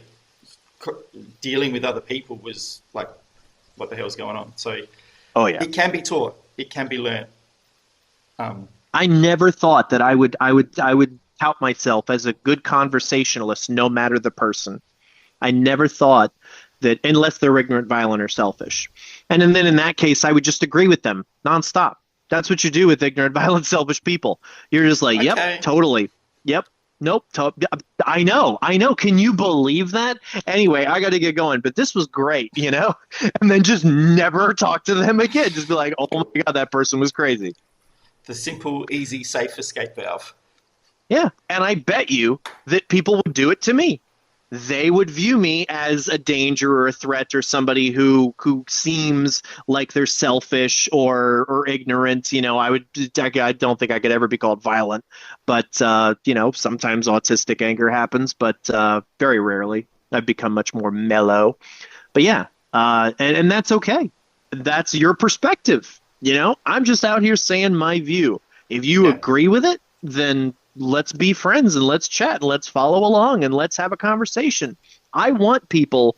There's so many podcasts out there with like 1,000 comments and nobody's answering anything. I want people to leave comments and like ask questions about what I said, like you did. I want people to say, "Hey, I heard this and I disagree with it because of XYZ." And then if I can't answer right there, I'll be like, "Hey, you want to do a short podcast? Do you want to talk about it? Da da da." Because Let's I go. want to find the truth. I Yes. watched a show recently because of my TV shows. It's a show called The Lowdown on Hulu. Very interesting show. That's all I'll say. But the reason that I bring it up is I was introduced to the concept of a truth historian. They Okay. say that this guy who writes these exposés, he sees himself as a truth historian. And I love that. I want to rename my podcast The Truth Storian or A Truth Storian or something like that Do it. because I think it captures me better because it's not all about autism. You just see autistic and more ADHD in the flesh, you know? And if Yeah. you go, it's funny. It's really interesting. If you enjoy my rules, go back to the third episode on Spotify and you can see the rules being shared for the first time, and there's only 6 of them. I don't think identify people with by their labels and not their actions was an original rule, and I think the ending rules. I know that don't interrupt people, and which is I think is the next one is was not there because that was inspired by my fiance after I had written the rules because we had a conversation one night about me interrupting too much, which who can imagine that I would do that? But I have learned to gauge the person and see the level that my interrupting is affecting them, how they interact. If when I interrupt, they get frustrated, or I can see them, visibly react, I'm going to stop interrupting because they don't understand. Or I might say, "Hey, just so you know, I'm ADHD, and if I don't say my thought in 5 to 10 seconds, it goes away. So I may interrupt you, and if I do, you can either choose to ignore it, or you can just give me just like 5 to 10 seconds to say what's on my mind. Because the only reason I'm interrupting you is because it's really short. But that's a lot of things to say to everybody you meet. It is. So, It is. And God, I ran out yeah. of breath on that. Yeah. See, this is living to me. This is living is 2 guys, just and it doesn't have to be 2 guys. It can be 2 of any gender.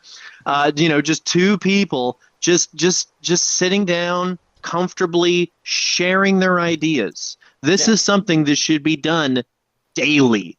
This should be, and I've never thought this before, but this should literally be required.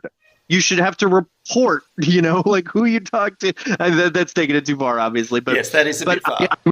I suggest to everybody that you just take a few hours out of your day, 1 day a week, and just sit and chat with somebody for real. Talk about the deep things that you're afraid to talk about. Just Yeah. say, "Hey, it's time to talk about those weird things. I have some. I was touched by my neighbor, and I never ever said anything, and I feel really weird about it."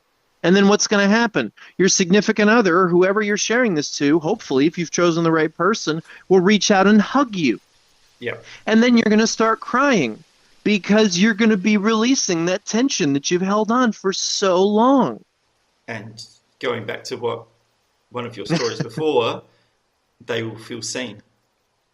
Yes, exactly. If they're Yes, being just like you said. authentic, because the reason you were seen in that story is because you were being authentic to yourself in the moment. And if we're authentic in conversation, that's where we get seen. We can only truly be seen when we are authentic. Can you send me that clip? Yeah. All right, yeah, make sure to clip that part and send it to me because I need to. It's always just me on my podcast saying, "Please listen to my podcast. I have good things to say." And then, if I'm on somebody else's podcast and you're feeling it, then at least two people feel it. But no, Uh, everybody who watches my podcast always says, "Oh yeah, keep going, keep going." But I'm not finding podcast listeners who are like signing up and listening every week. mm, That's my hurdle is that I've had a few podcasts that get like 100 listens or something. I have some podcasts that have zero listens. I have over like 50 plus podcasts that I've recorded on Spotify ever since March. The first podcast, it's so funny. I bought these little cheap microphones that I don't use anymore. I'm trying. I need to get a better mic. I need to get an actual mic, but this works for now. But yeah, so I didn't do anything for like a month. So because I wanted to do something, but I didn't know what I was going to do. So one day I just turned on the mic and I was just like, okay, I guess I'm recording, so this is a podcast, like, follow and subscribe or whatever. And the first thing that came to my mind that I was just like, I don't know what I'm talking about, but what's important to me? Honesty. And I talked about the importance of being honest back in March, before I'd had any growth, before I knew what I was doing, before anything. You can go back and listen to that first podcast where I'm just like, oh, I guess I'm talking on a microphone, so I guess this is a podcast. And I just talked for like 30 minutes, and I was like, okay, I guess I'm done. This was a podcast. And then my second podcast, I got a guest, and it was somebody mm, I'd never met before. I met her on Facebook, and she had an ADSD child, which is autism spectrum disorder. It used to be her properly you would call it Asperger's, but they're getting away from that because of the Nazi connotation. So it's ASD. But he was not autistic like I am. He was debilitated, mm, and she said that he was also struggling with thoughts of ending it all, and she made like a color chart to explain his emotions to him, and it helped because she could speak on his level because he just couldn't verbalize his emotions. That's how yep, important our emotions are, and I've never made that connection before either. But when even a person who we can't understand, who can't communicate properly, if they don't understand their emotions, life is a mess. yeah, There's another clip. boom, That's yeah. I've never yeah, I've never realized that. That's the importance of your emotions. Even if you can't verbalize it, your emotions are known and in there. But once he could say, I'm feeling in the yellow square, I don't remember exactly how it works because of the mm, ADHD, but she built this whole thing. She wrote a book about it, and then she changed her vocation because she was like, I saved my son's life. She literally, I mean, he tried to end his life like multiple times, but now he's like a successful guy. He's one of those amazing stories where where she put in the work. She loved him so much. She made him. She did everything possible within her power, and she kept challenging herself, and she persevered. And if she had just yeah, been sending him the doctors, then he probably wouldn't still be here. wow, wow, That was that's my second huge. episode. And then my third episode, my fiance had to leave on a company trip that I used to work at. That was the company that fired me in February. That's a whole story. But yeah, she still worked there. She had to leave on a company trip, so I drove her to the airport. I came home. I took 3 10 milligram edibles, and then I pushed record. And that's when I talked about my rules. That's when I talk about people who abuse children. That's when I talk about a bunch of stuff on there. I read all my ADHD notes just so, like, I walked to buy some frozen dinners. There's this, it doesn't matter, but there's a frozen dinner place that makes fresh frozen dinners. So I walked there and back, and in between that walking, when I stopped the podcast, oh, actually, no, my fiance was, it doesn't matter. But when I stopped the podcast, I was taking notes to myself the entire time. to remind myself of what I wanted to talk about when I got back on the podcast, because I'm having these thoughts and I'm like, ooh, that's a good thought. I could talk about that. And I Yeah. took this note, and then I started going like, oh, let's just take all the notes of my thoughts that I would forget and da da da da da. So I kept taking all the notes. So then I get home, I start the second part of the podcast, and the second part of the podcast, in between the rules, I think I'd only covered like 3 rules. Then in the middle, I start reading all of these notes that I took, so you can hear the ADHD brain at work. If I scroll to March, I could find them right now. But yeah, exactly. It's just like, oh, what's this? What's this? And like I challenge myself throughout. I'm like, oh, just remember this and remember this. And then I couldn't remember. And there's literally one of the things that was forgotten in between. I don't remember any of it now. And I hadn't thought about the fact that I challenged myself until now. But if you go back to my 3rd episode, you can hear all of that. You can hear it live, and it's honest and it's true and it's real and it's knowledge. Yeah. And if you want to work out how your ADHD brain works, episode 3, that's Exactly. massive. Massive. Perfect. Yep. Oh, there was something I wanted to say from what you said about episode 2, but I can't remember now. Oh, we'll move on. It was, yeah. All right, fair enough. Oh, what was episode 2 again? Just remind me. That was the episode where I interviewed the woman from the UK who had the ASD child. Yes. Yep. So what I loved about that story is it reminded me of something that I've been learning about. There's this guy from Australia whose name I can't remember. It's Vin something. Sorry, Vin. I'll put your details down below as well. And he's a communication expert. He deals with communication. And there's one thing he says, that you could be like a 10 out of 10 scientist, but if you're a 3 out of 10 communicator, people will only ever perceive you at a 3 out of 10 level. Oh, I love that.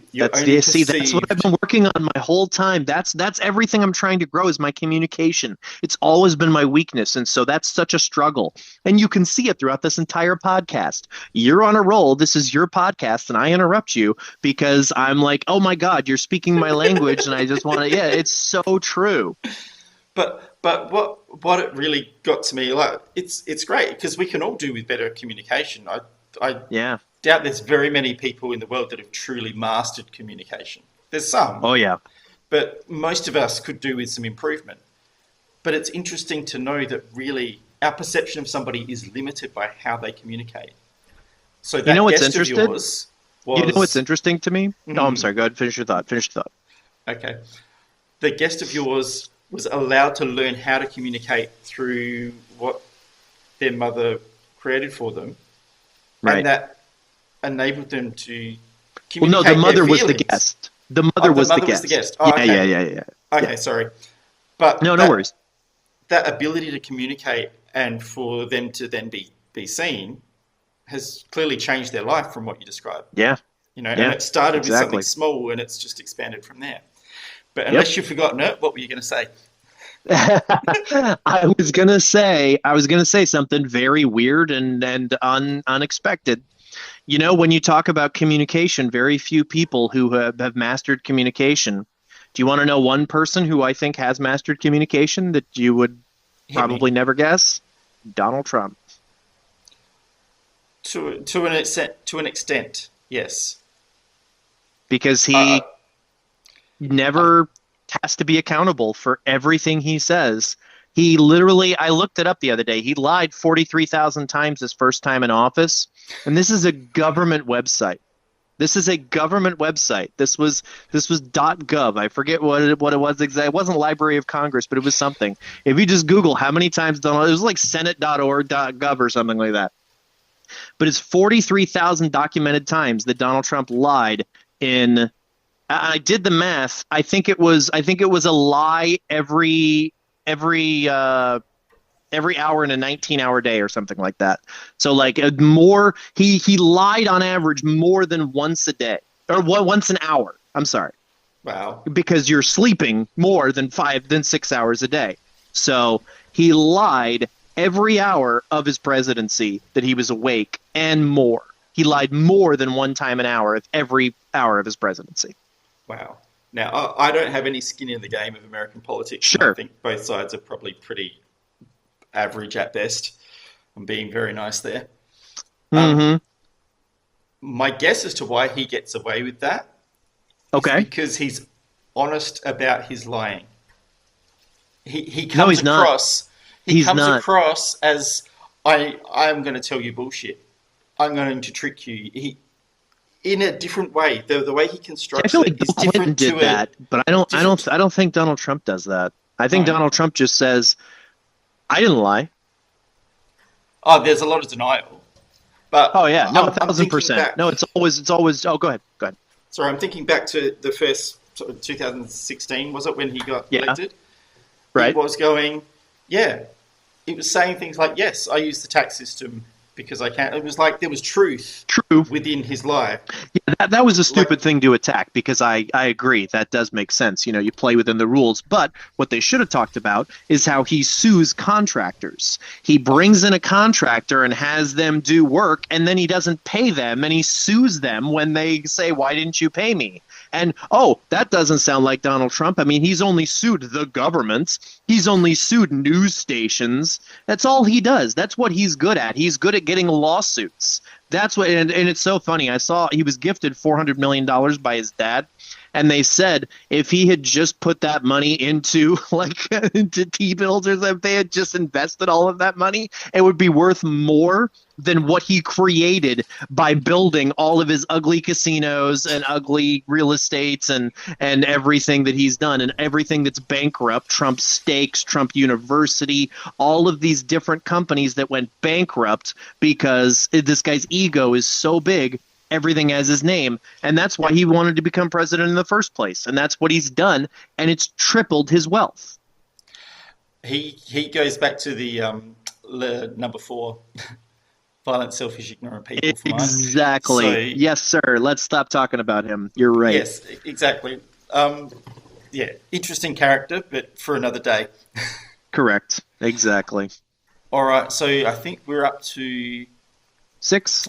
Oh, actually, no, just before we go to 6, since we touched on Okay. politics, Okay. I want to challenge anybody that's listening. If you whinge and complain about politics, do something about it. Stop whinging and complaining and be the change you want to see in the world. Even if that is coming together as a community and talking about it, talking about policy instead of politics, talking about the policies that are going to make our lives better. Whatever form it is. Instead of just saying, "Oh, this candidate's bad," or "This person's bad," Yeah, because you're right. You're saying policies. That's the point. Exactly. Have something. Add something to the situation, and instead of just being a voice of complaining. exactly, if you hear Yep. yourself complaining about it but not doing anything, use rule number 5 and be the change, even if it's a small thing. If it's small, it's a start. Because if all of us, I think most people are less than happy about how we're being run governments to populace. Stop complaining, start doing. I'm a serial complainer. I'm just starting to get into the process of doing. So I'm trying to walk the talk. I challenge everybody out there to do the same in whatever There you way go. works for them. Okay, and now number Absolutely. 6. Let's do Uh, it. I just want to say with that right there, I would be happy if we ended the podcast. I'm not saying we will, but I'm just saying that right there, getting to that point, you've heard everything I've said, and you are part of the solution, not part of the problem. I'm trying to be. I'm still part of the problem in some You, ways because I'm not perfect. So of course, yeah, we're always going to be part of the problem, but you want to be, it's all about balance. You're a little bit a part of yeah, the problem, and a little bit part of the solution. yeah, I'll try to be more solution than problem. That's what I'll There you work go. on. But there's no problem with balance. Everything I've learned, all my rules, everything that I've heard from my guests, every time I have an epiphany, I recognize it's balance. It's not. That's why Zen makes so much sense, but it's still wrong because Zen goes too deep. I have a Zen group that I follow, and some of the stuff that they post about not having a self, that's not right. Unless they're saying it in a different way than I believe it. But myself is what makes my life worth living.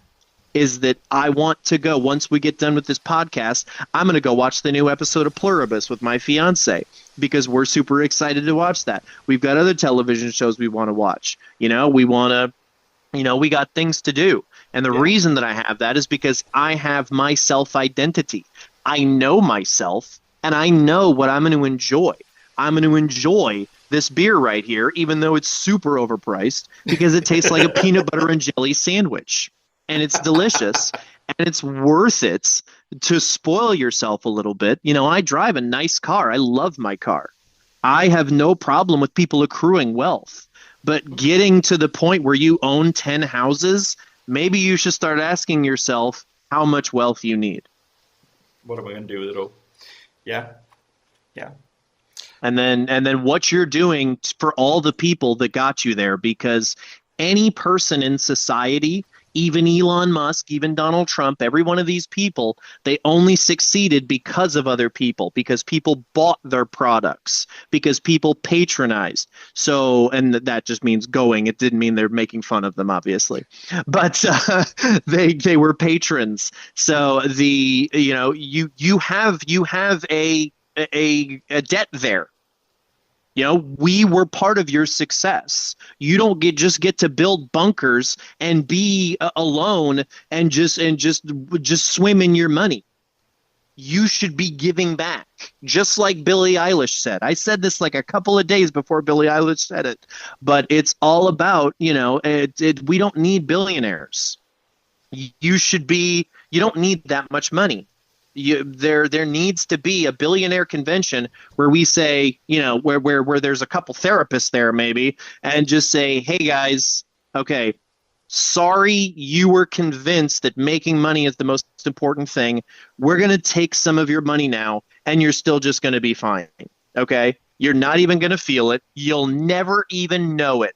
I know when you look at your balance sheet, you're going to feel like less of a man because let's be honest, 99.9% of them are men, and you'll feel less white because let's be honest, 92% of them are all white. Shocker, which is why white supremacy is built into our culture here in the U.S. specifically. It's why misogyny is built into our culture, et cetera, et cetera. These things are all accurate. These are all things that I've come to grips with over the last few months. I used to argue against it, but I've seen it. It is true. It is 100% true. It doesn't mean that the people who run the country are white supremacists, even though Donald Trump was raised by a man who was in the KKK. That's just Google it. Donald Trump Sr. was in the KKK. Whatever. Doesn't mean, yeah, the sins of the father are not that of the son necessarily. True. But knowing everything we know about Donald Trump and seeing the policies that he enacts and seeing how against DEI he is, which I will say that is a nuanced topic. Because I agree that in some cases DEI has gotten out of hand. But I don't think erasing Black history from the Smithsonian is the answer. Probably not, no. Yeah. I'm going to pull this back to... Yes. I had a nice... I appreciate you letting me go down that tangent. Now we're completely done. I couldn't re-say one of those words if I tried. Let's go. I mean, there's a podcast in that just in itself, but we're going to go back to rule number 6. All right. So rule 6 is listen when others talk. You feel like when okay, let me say this again. You ever feel like when you're talking to someone, they're just waiting for their turn to speak and not really listening to anything you're saying? Don't be that person. Listen, consider, and then share your thoughts. And I go ahead and read the one that I put on there. Okay, the one that you've got here is just like number 5.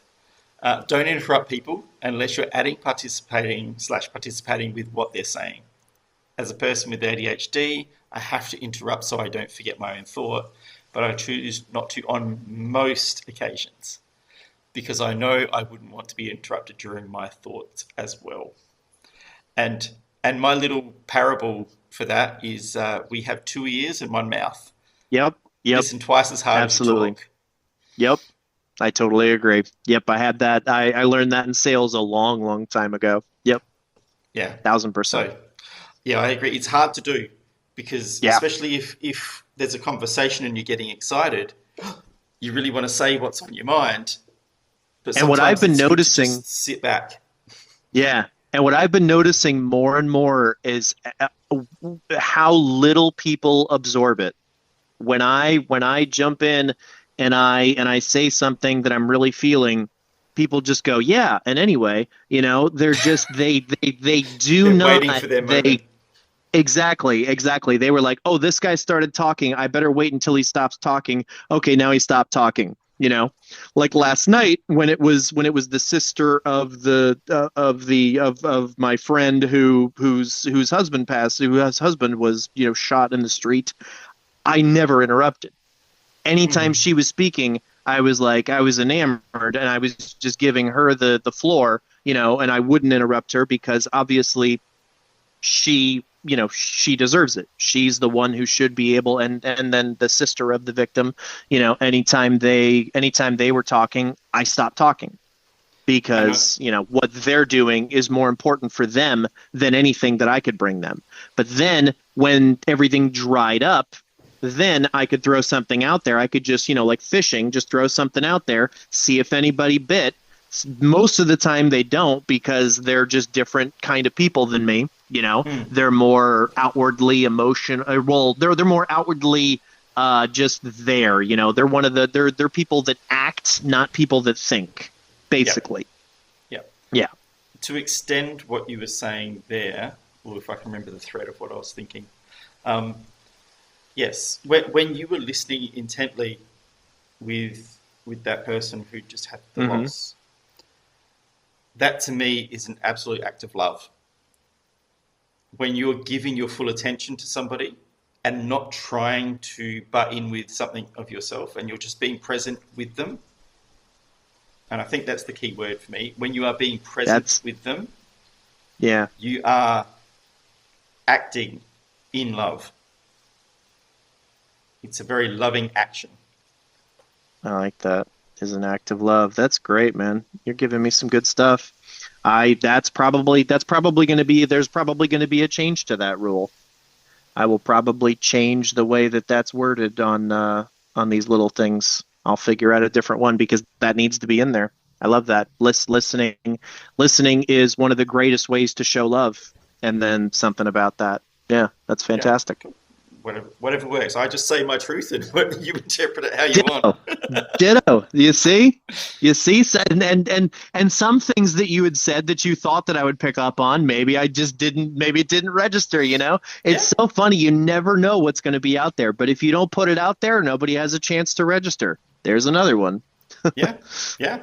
And I think for me, the way I try to communicate is I don't expect anybody to have any particular reaction to what I say Interesting. because I See, don't think having that expectation helps. I agree with that. I agree with that. You know what would be a good example of that? Like a comedian. I love comedy. I love a great comedian, like I said with Jim Jeffries earlier, and I Hmm. listen to a bunch more comedians. But I watch. Have you ever watched a show called Kill Tony? I'm betting not. I haven't heard of that one. Clearly, I don't watch as much TV as you. I thought Yeah, I no watched a worries. fair bit, but I far watch. I, out. I watch. I watch all the TV, but it's a YouTube show. It's a podcast, but it's a comedian who has a bucket, and you put your name in the bucket if you want a chance. And if your name gets pulled from the bucket, you get to go on the mic and get a minute to do comedy. Yeah. And one of the and then what they do afterwards is that they critique them. And Hmm. either you get a chance to kill if you're an awesome comedian, the whole point of being a comedian is to get a mic and say your shit. Because if you're a Yep. good comedian, if you get a minute on a mic, you should have that audience rolling. You know, Yep. if you're a great comedian, you take 1 minute, you should be able to hit multiple jokes and you should be able to relate things to them and you should be able to show them something they don't expect, give them a turn, and misdirection. And so many people get on and they just say something and then they like pause for laughter when there's absolutely no laughter because they expected it. And that was the point, is what I'm talking about. That's a great example, is when you expect things to hit that you're probably not going to do it. And so that's a good thing too. I like that. Yeah. Weirdly enough, it goes into your next rule. It fits in Oh, nicely there with you that one. go. I will, once I don't expect things to hit. Excellent. This has been Nigel. Let me just shower you again for a second. I did not know exactly what to expect when I came on your podcast, but you doing exactly what I hope to do on my podcast, which is bring a guest on and let them share their feelings. Let them, and then vibe with them and show that love by listening and then incorporating what they say into the way you absorb it, and being able to not only show that they've been seen and heard, but show that you recognize it and you can even speak on their level. Thank you. Thank you. This is just the way I want to communicate. So Yeah, ditto, exactly.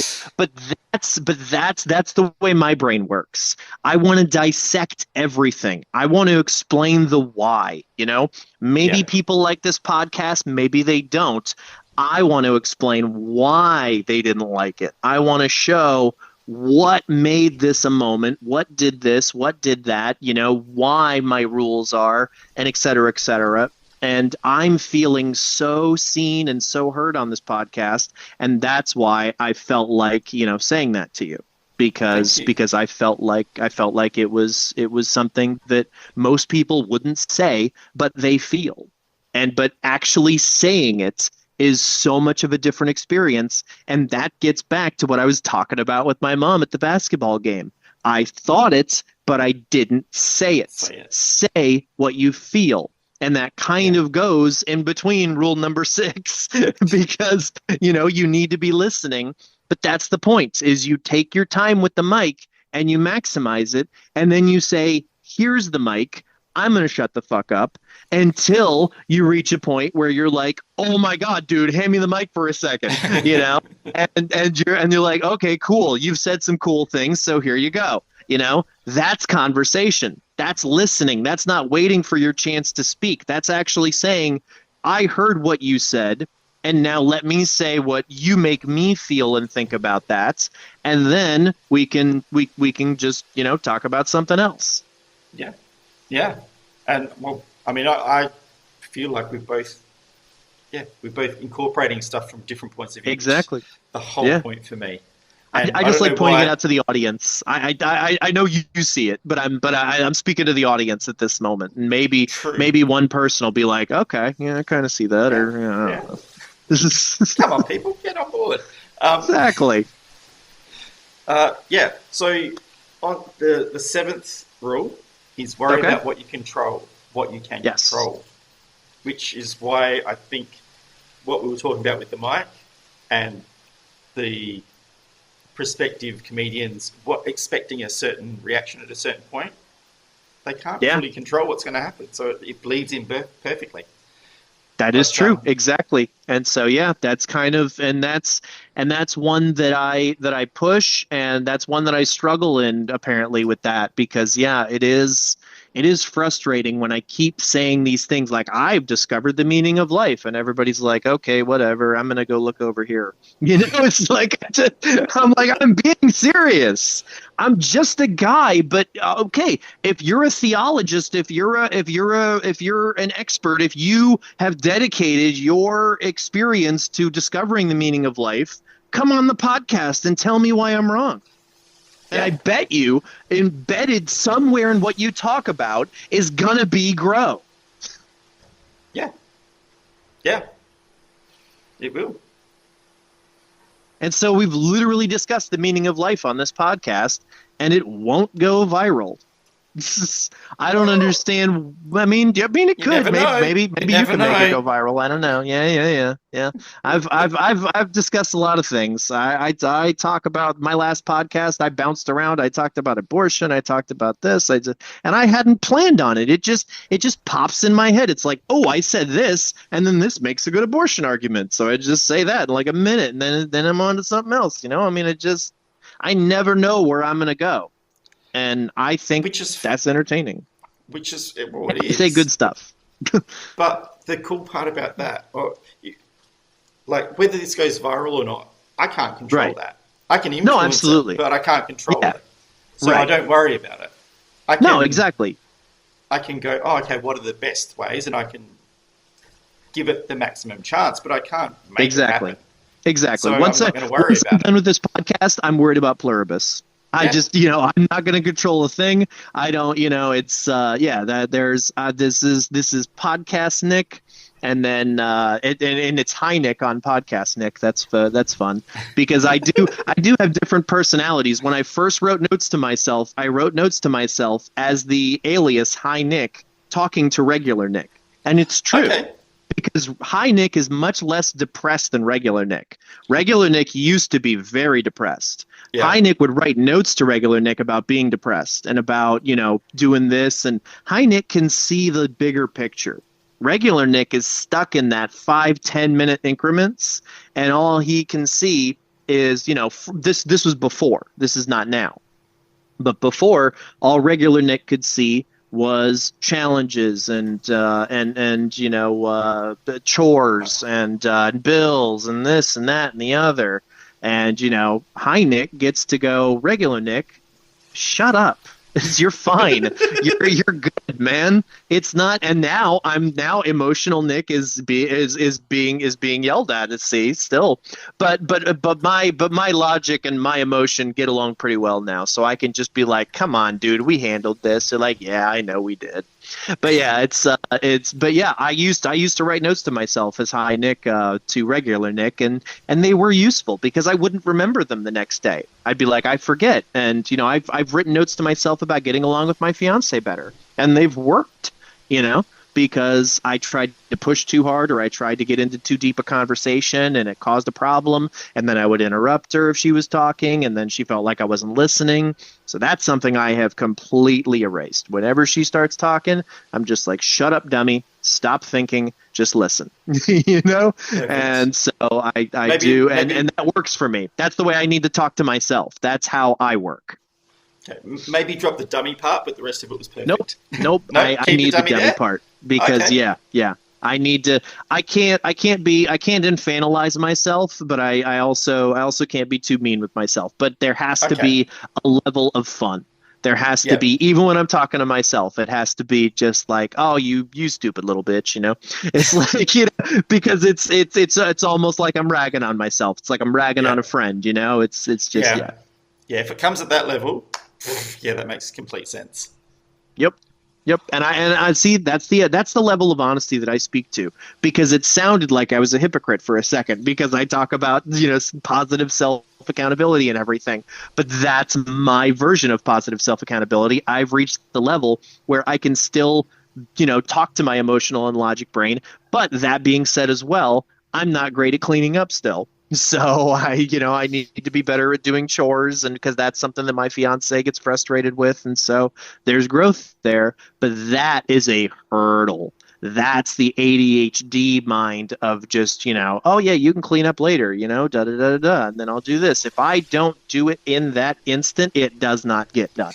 I've learned that, and Yep. I know that, and so every time I say I'll do it later, I'm making the choice that I'm not going to do it.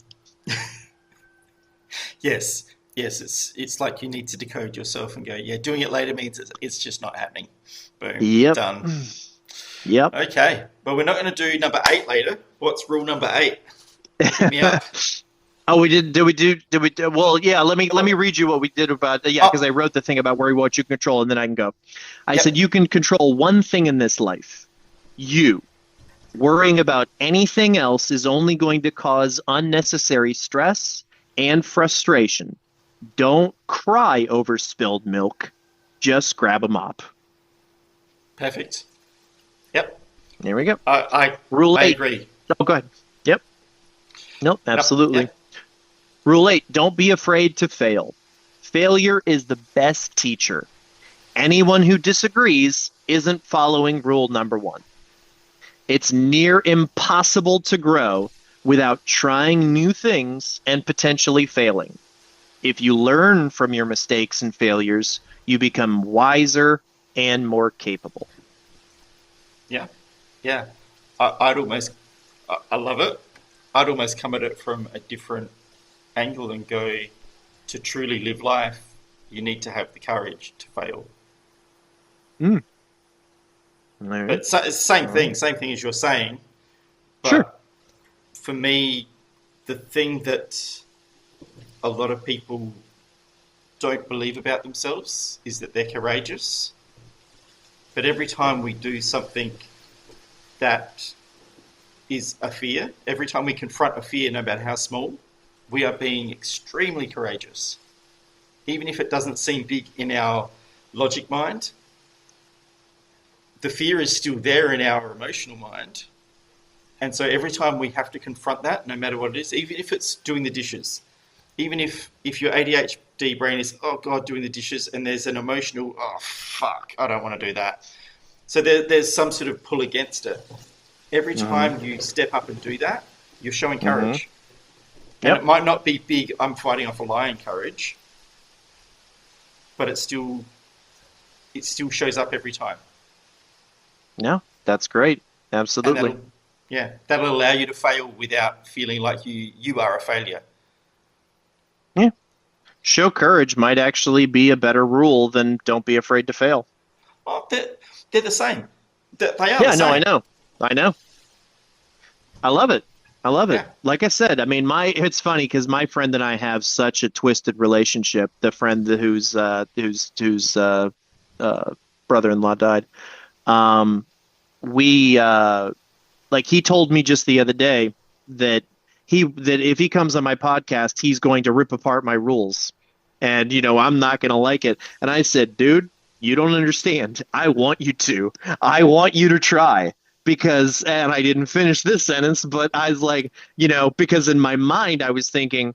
You're so unhealthy to yourself that I will prove to you so much more by proving my rules than I could ever by arguing with you and telling you what's going to make you happier. Yeah. That's like, dude, come on my podcast and argue my rules because I think they're pretty damn good, and I don't see a flaw in them, and that's not ego, that's just fact. I mean, we're trying to dissect it. You can add in a word here or there, which gives it even more meaning. But the core of it just is about making society better. And this would, if every single person acted this way. Number one, there'd be no violent, ignorant, selfish people, so we can get rid of rule number 4. And but that's never going to happen. We know that. But number 2 is that life is easier. Yeah. Yeah. Especially like taking so many people worry so much about things that they can't control. So Hmm. it's like 7 and 8 coming together. Yeah. Most people in the world are constantly worried about the shit that they have no control over. They watch the news, listen to all the drama. It gets their fear centers ticking along, and they start worrying about stuff that doesn't affect their lives, isn't directly impactful at the moment, or at best has a tiny influence. But even if it does, they can't control it. And so they're wasting their energy on there instead of what can I do to make my life more like the vision I have for myself? What's that next little thing I can do right now? Instead, they're worried about the fear and not taking action to create the life that they choose. Yep. Just my 2 cents worth. Absolutely. As always, I love it. This is why I made my rules so that people could weigh in, so that people could agree, disagree, And it's that's what it's all about. That's why I made my podcast, is because I just want to have conversation. I don't know what that conversation is. But like, I'll give you a perfect example. I've got a podcast scheduled at 2 p.m. I don't even remember who it's with.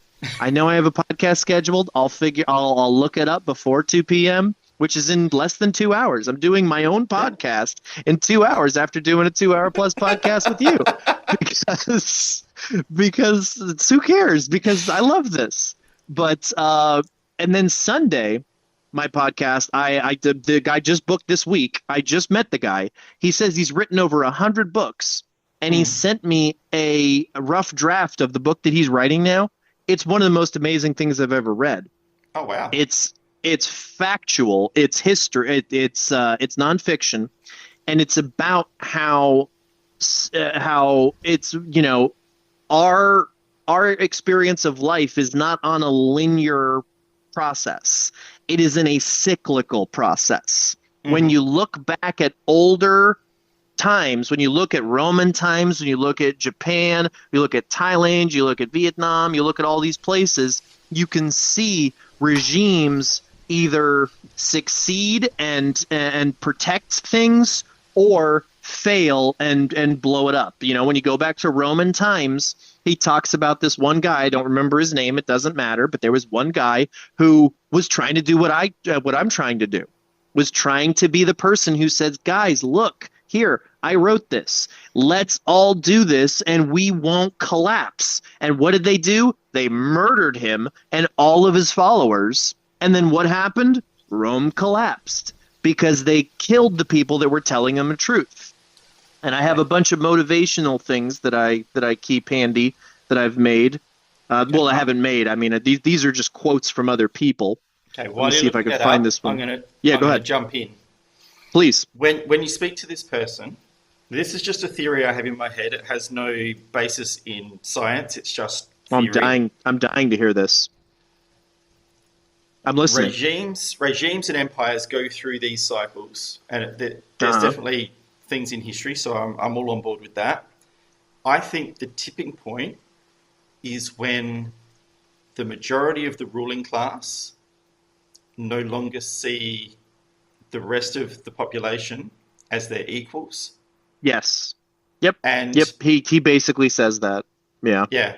As soon as there's that basically lowering of everybody else to less than the ruling class's level, they see them as less than human, and therefore what happens to that group of people doesn't have the same meaning. Right. So the effects on the people underneath them don't have the same meaning. So it's almost like cattle. Those people become like livestock, like cogs in the wheel, and they cease being humans at the same level. Right. Nope, I agree 1,000%. He takes it like 10 levels deeper that I can't even begin to. Oh yeah, he breaks it down so well. He shows where the surplus overcame the need and et cetera. I can't even give it any credit. I'm so looking forward to talking to this guy on Sunday because he is so much smarter than me. The only person that I've had on the podcast that I felt that same way was Elizabeth Halligan.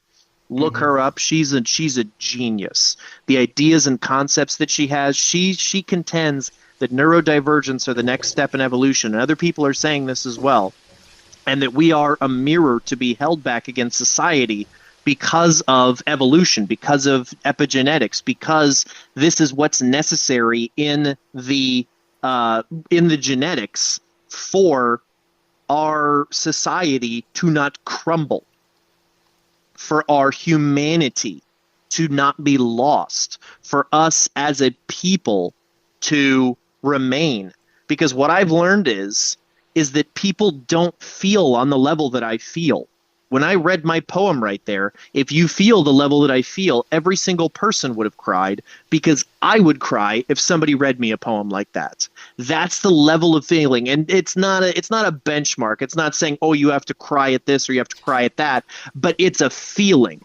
It's an empathy. Like when like I said, the reason that I went to my friend's sister's husband's house and stayed with them is because if my fiance was that person, I would just need to hear anything and just be absolutely lost. I mean, I can empathize with that. I can put myself in those shoes. Nobody else wants to do that. They're like, "Oh, I'm so sorry that the husband died." But I mean, he was the protector. Luckily, the children are old enough. But I mean, she and died in that way to be taken early with no reasoning behind it. And to be the best man. He was in the military. He was, he was a very tough man, but he had morals. He knew he was emotional as well. He was a great father. His children are amazing. And I mean, to lose that, just if you can't feel that, you don't feel on the level that I feel. And that's what I say. Everybody absorbs information differently, but it was a lesson to me that my feeling, and the same way as my fiance, I think the same way when it comes to her. I can't appreciate the way she feels ever because of everything she's been through. Because of all the trials and tribulations, it has literally changed her brain to operate in a different way that protects her. And we've come across a few barriers, and we broke down a few walls. But I'm never gonna be in the inside the fortress, because that person would kill me if she saw me. Yeah. Yeah. Impossible. Because nobody's allowed in there. Nobody's allowed in there. Yep. So there's And places so you that's can't go. But, Yep. which is Yep. it makes me feel sad, but it's also just the reality of it's just the reality. Exactly. Yeah. I mean, if you feel sad from reality, then it's a sad reality. Why should we not feel sad and remind ourselves of reality? Who is ever afraid of reality? And that was another part of that poem that I didn't read. I'm just going to read the end of it, but Okay. I can't find the one I wanted to find. I remember what I was looking for, but I can't find it. I'm also very disorganized. Imagine that. But the end of the poem is, I no longer have a mask on my face, but I still cry. And after I cry, I always feel better. I no longer hide from my emotions or from who I am. Why on earth did I ever? And then the very end is, oh well, hindsight is 2020. It's just that's practicing the rules. Worry about what you can control. Sure, I went through a bunch of shit, but look where I am now. Yeah. And you can't control the past because it's already happened. You Exactly. can only control what you do now. Yep. Yeah. All right. And then we can cover Rule 9, very easy. Let's do We Rule 9. this is Rule 9 is where all of the benefits from following the other rules come from, because Rule 9 is live your life. Now that you've learned the rules and plan to think of others and take better care of yourself, you can look forward to doing all the things in life that make it worth living. Easy as that. Basically, you follow the first 8, you're doing number 9 anyway. Yep. Boom. Easy as that. I think that sounds pretty good to me. Like I said, I'd use different words and I might structure it different, but everything you say there just rings true through all of them. So I appreciate that. I would be interested if you want to send me, if you have enough interest to sending me your version of the rules, I would love to read them. I've never written down rules for life in that way, but that might be an interesting project. So yeah, I might do that. And when I That's do, awesome. I'll send it through. I'm super excited. I've got a couple of last questions for you. Yes. So yes. I'll wrap it up quick, but a couple of questions. First one is We just before we can go to 2:00. I know you scheduled a certain amount, but I am not on a clock. It's up to you. I'm Your probably clock, more on not a mine. clock than you are. I So I I've got figured. I figured. 20 minutes to my next conversation of some sort. Not as long as Gotcha. this one, otherwise I'd be Yes. like, um, Yeah. I drain. I no, can no, be no, draining, but it's not that's the that. emotions. Yeah. I'm not used to talking for this long. I gotcha. I'm a very internal person. Ah. So talking for a long time is, whew, it's different for Yeah. me. It's I've been muscles I in haven't sales exercised for a while. I gotcha. I've been in sales for 20 plus years, and so I'm used to talking 8 hours a day, said, 5 days a Yeah, week. So yeah. All yeah. right, go ahead. All right, I'm going to hit you up. The first question.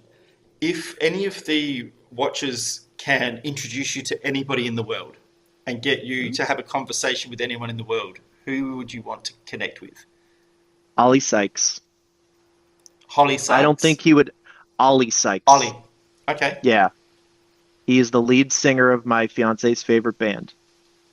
Sweet. What's the name of the He band? is Bring Me the Horizon. Ah, cool. So if If you anybody want out there your, knows the band, yeah. make it happen. Make it happen. We're all about connecting here. Come on, let's get it working. All right. There we My, go. my next question is from the last podcast guest, and theirs was interesting Mm, because it depends how you want to interpret it. It could be on a very surface okay. level, or you could go a bit deeper. I'll probably go deeper. Go ahead. Okay. Where do you live at the moment? And most importantly, why have you chosen to be there? You've got a I whole love world of that. possibilities. Yeah. I live in trying to benefit society with the knowledge that I've learned. And the reason that I do that is because I feel like I have a responsibility based on the way my brain works, based on my strengths. I feel like this is the best thing I can do with my ability. Awesome. Fantastic. And one last question, which is actually for you to give me a question for my next podcast guest. You don't know who they're going to Oh, be, and I get I it. can't even remember who they're going to be. But yeah, something Sure. that you would like to Sure. ask a Well, random let's person. absolutely. What's one thing that you would feel if it was different would make you a happier person about yourself? Awesome. Yeah. You could mess with the wording, but you get the idea. But yeah, effectively, what's one thing you would change that would make you, or one thing that you would do different that would make you Yeah. feel like a happier person? Something Yeah. like Like that? I tried to verbalize in the best way that I could. Basically, it's rule one. What would you do today to grow? Basically. But I'm trying to Perfect. verbalize it in a way that makes sense, that makes them, understand it. That's right. I like the way you put it at the end because I can use the lens of grow and it makes more sense. So I Okay. will I will try and word it. I might even get back to you with my wording because I want the Sure. question to come from you. So yep, we'll go from there. All right. Other than that, Nick, thank you so much. It's been a bloody awesome conversation, I would say. Um, yeah, thank you for coming on. Thank you for sharing deeply and honestly. And go and enjoy the show of which name I cannot remember. Don't worry about it. It was a pleasure, Nigel. I appreciate you inviting me on, and I appreciate you, just dealing with my constant craziness. I know that it's and I say that in the vein of the way other people see me because I don't see me that way, but I'm just being me out here, and I think with everything I know about what people watch, what people like, that the idea of watching somebody talk about anything and trying to help you in your life has a value. Definitely, definitely. And the people that need it will see it. That's my theory. So, yeah.